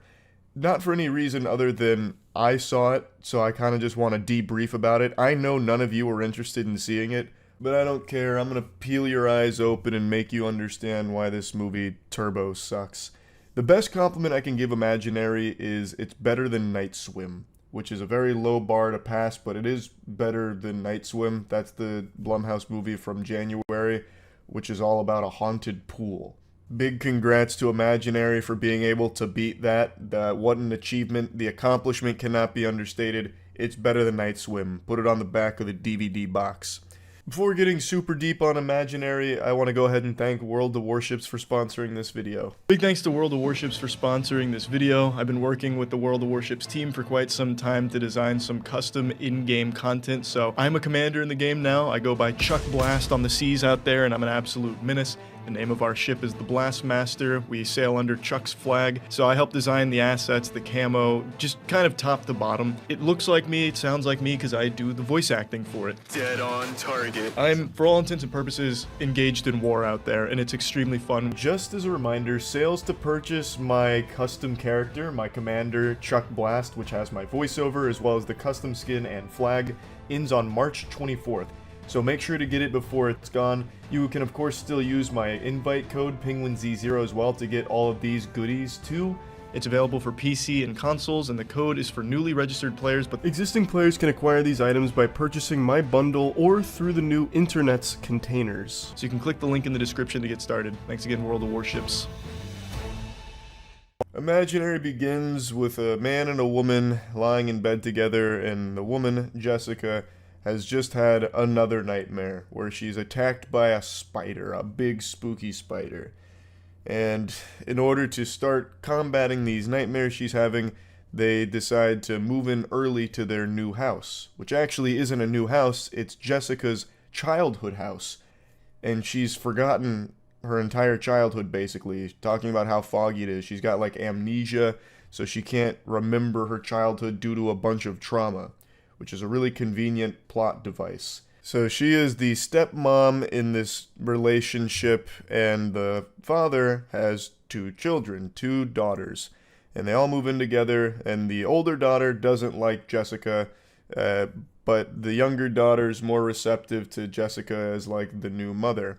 And the dynamic there isn't really explored at all past the older sibling just going, "You're not our real mom. We were happier without you. We want our real mom back."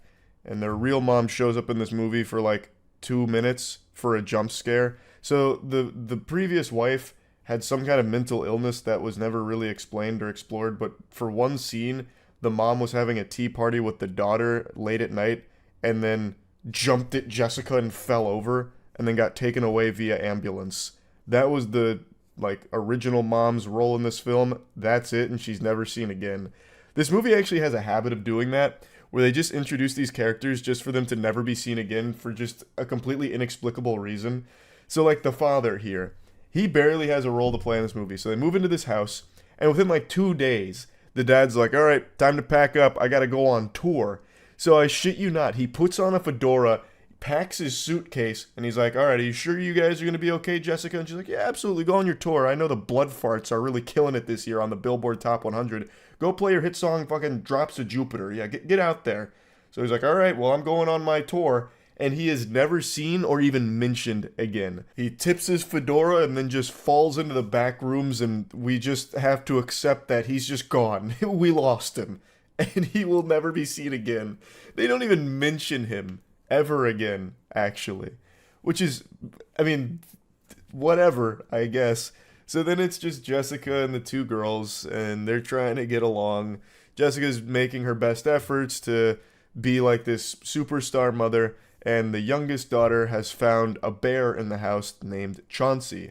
And she's talking to the bear. It's her new imaginary friend, and at first Jessica's really supportive of it, but then things start getting really sinister when Chauncey starts wanting to play a game with her where she's like hurting herself. She's about to like slam her hand on a nail, and Jessica has to stop her from it, and that's when she realizes that this imaginary friend is not good for her because it's making her do dangerous things.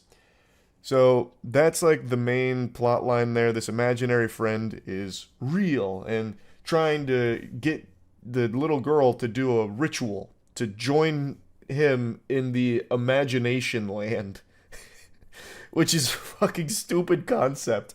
But there's also a lot of other things that don't really matter in here at all. So, for example, the older daughter meets a neighborhood kid whom she's like in love with instantly, so she invites that dude over when Jessica's out one day, and the dude comes over and immediately makes enemies with the younger daughter. He's like, you're a psycho. And then that was the end of that.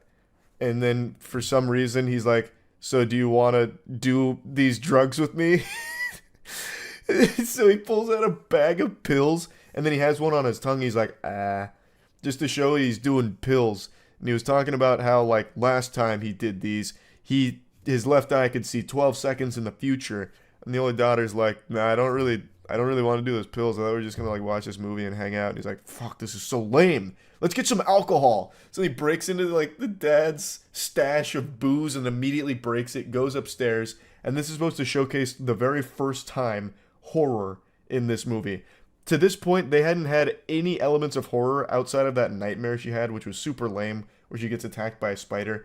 I'm going to go ahead and mention the monster design in this movie is terrible.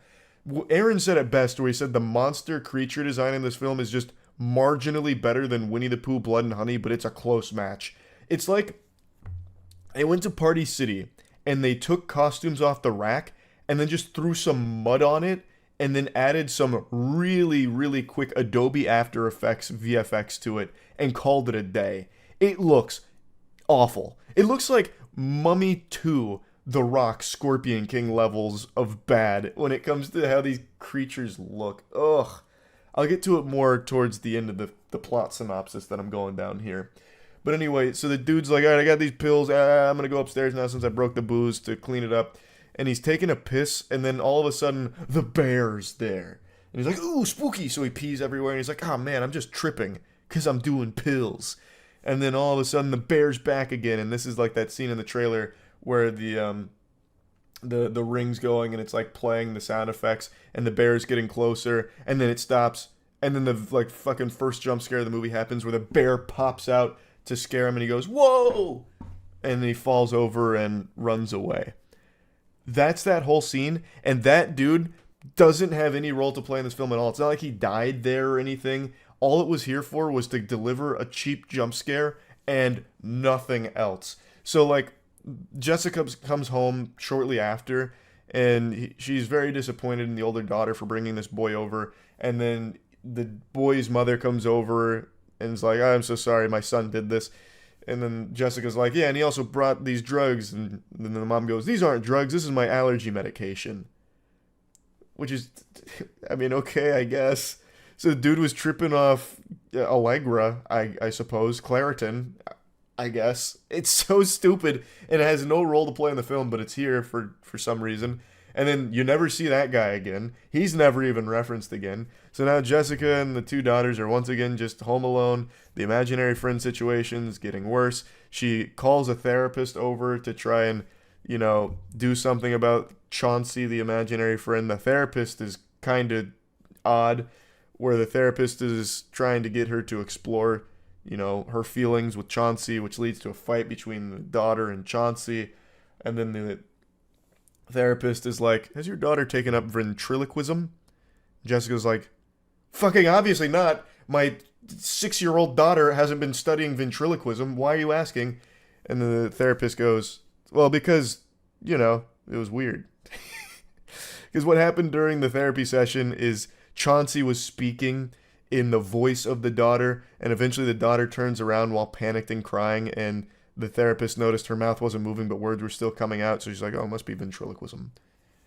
And then eventually the therapist is like, well, I've noticed some, in previous cases, when an imaginary friend gets hostile and evil, a kid disappears. So good luck. And then she leaves. She plays a video of like some other kid talking about her or his imaginary friend who made him chop off his thumb, and then like the kid went missing right after. So after playing that video, the therapist is like, all right, so I'm out ski. Also, don't forget to pay my bill. And she just leaves, never to be seen again. But this whole sequence was extremely important to the film because it delivers the big twist. So that bear that the daughter found and has been carrying around the entire movie, talking to with her imaginary friend, turns out wasn't real. It was all in Jessica's mind. No one else was seeing the bear. The therapist recorded the session and proved that bear was never actually there. It was nothing. It was an imaginary friend. But Jessica's been seeing it this whole time because it turns out that bear was Jessica's original imaginary friend when she lived in this house. So only she is capable of seeing that bear. It actually wouldn't be the worst twist in the world if it wasn't in such a bad movie. I didn't see it coming. Neither Aaron nor myself expected that, because why would they even bother putting a twist in a movie that has this little effort in it to begin with? But, admittedly, it's not the worst idea creatively to have that be like a grand reveal, like, oh, that was never real. It could work, but it doesn't here, because no one cares. By this point in the film, you're already so mentally checked out, probably snoozing, that it falls flat. It really does. But, man, my voice is cracking even going over this movie. But anyway, so then she starts realizing that this goes really deep. The reason she can't remember anything is because of her imaginary friend and whatever happened to her back then. So she's connecting these dots about the never ever, and then like a door, and then she's researching it, and then the daughter disappears. So the daughter vanishes, and turns out she completed the scavenger hunt for Chauncey, which opened a portal to the imagination dimension. She's joining SpongeBob and Patrick in the imagination box land now. So then Jessica and the older daughter are freaking out. They called the police to start looking for her. And then an old woman, whom we did see briefly earlier in the film, who was previously Jessica's babysitter, starts just exposition dumping everything here. Also, that old lady, her name was Gloria. She was seen earlier in the film, but kind of just as like this standoffish asshole. So Gloria's talking to Jessica about being her babysitter, and then the little girl comes over, and then the old lady immediately gets combative with the little girl, where she's like, you shouldn't really interrupt us. We're in the middle of a conversation. And then the little girl's like, oh, okay, maybe Chauncey should eat you. And then Gloria actually laughs and goes, haha, oh, children and their imagination, it's so cool, until they get violent. Basically just like I thought Gloria was about to start beating this little kid's ass. She was about to throw up a set here and get pugilistic with her. Gloria was just immediately weird. But then she's seen here during the vanishing of the little girl, and she starts telling the older sibling, look, imaginary friends are real. Usually they're benevolent, helpful spirits that kids grow out of, but sometimes there's evil ones that latch on to a child and feed off their imagination. And Jessica had such a creative, vibrant imagination that imaginary friend didn't want to lose her, so actually stole Jessica into the imagination dimension, and Jessica eventually escaped.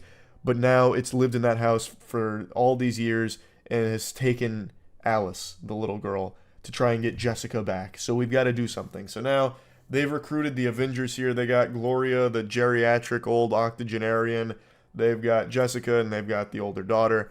They perform the ritual themselves, open up the portal, and confront Chauncey directly, whom takes on the form of a real ferocious bear. And Gloria reveals herself to be a villain where she traps them in the imagination dimension because Gloria said that Chauncey gave her the directions to where they'd be promised this land of freedom where they can be young again. Their imagination comes to life. Imagination has power here, this and that. And then she eventually gets slapped by Chauncey, dragged into a room, and then blows up into an explosion of blood. So that's how Gloria dies. She's also the only death in the movie. For some reason. Sorry, my nose was running because this shit is actually making my sinuses flare up. But yeah, so Gloria's dead now, and no one cares.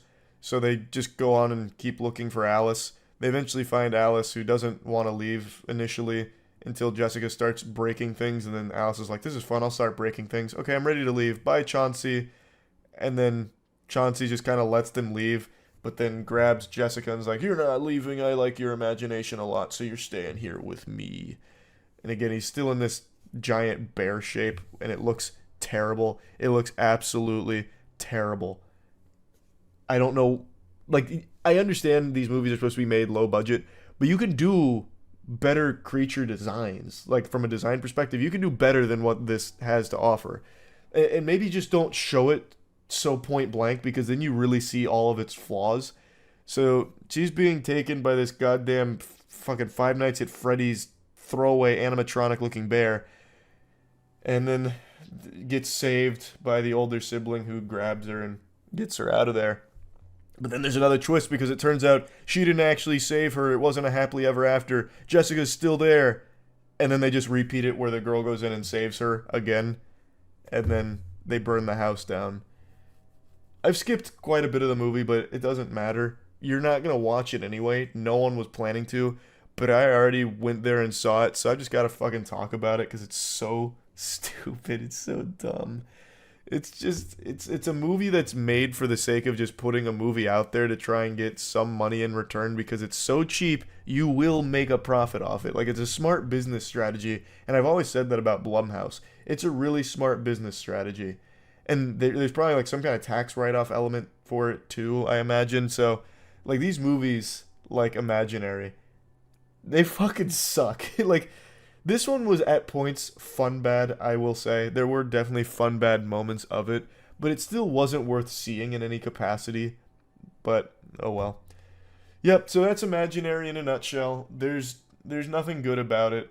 Like, I guess there's a couple of decent ideas, and by a couple I mean one, where, like, the twist is the bear was never really there.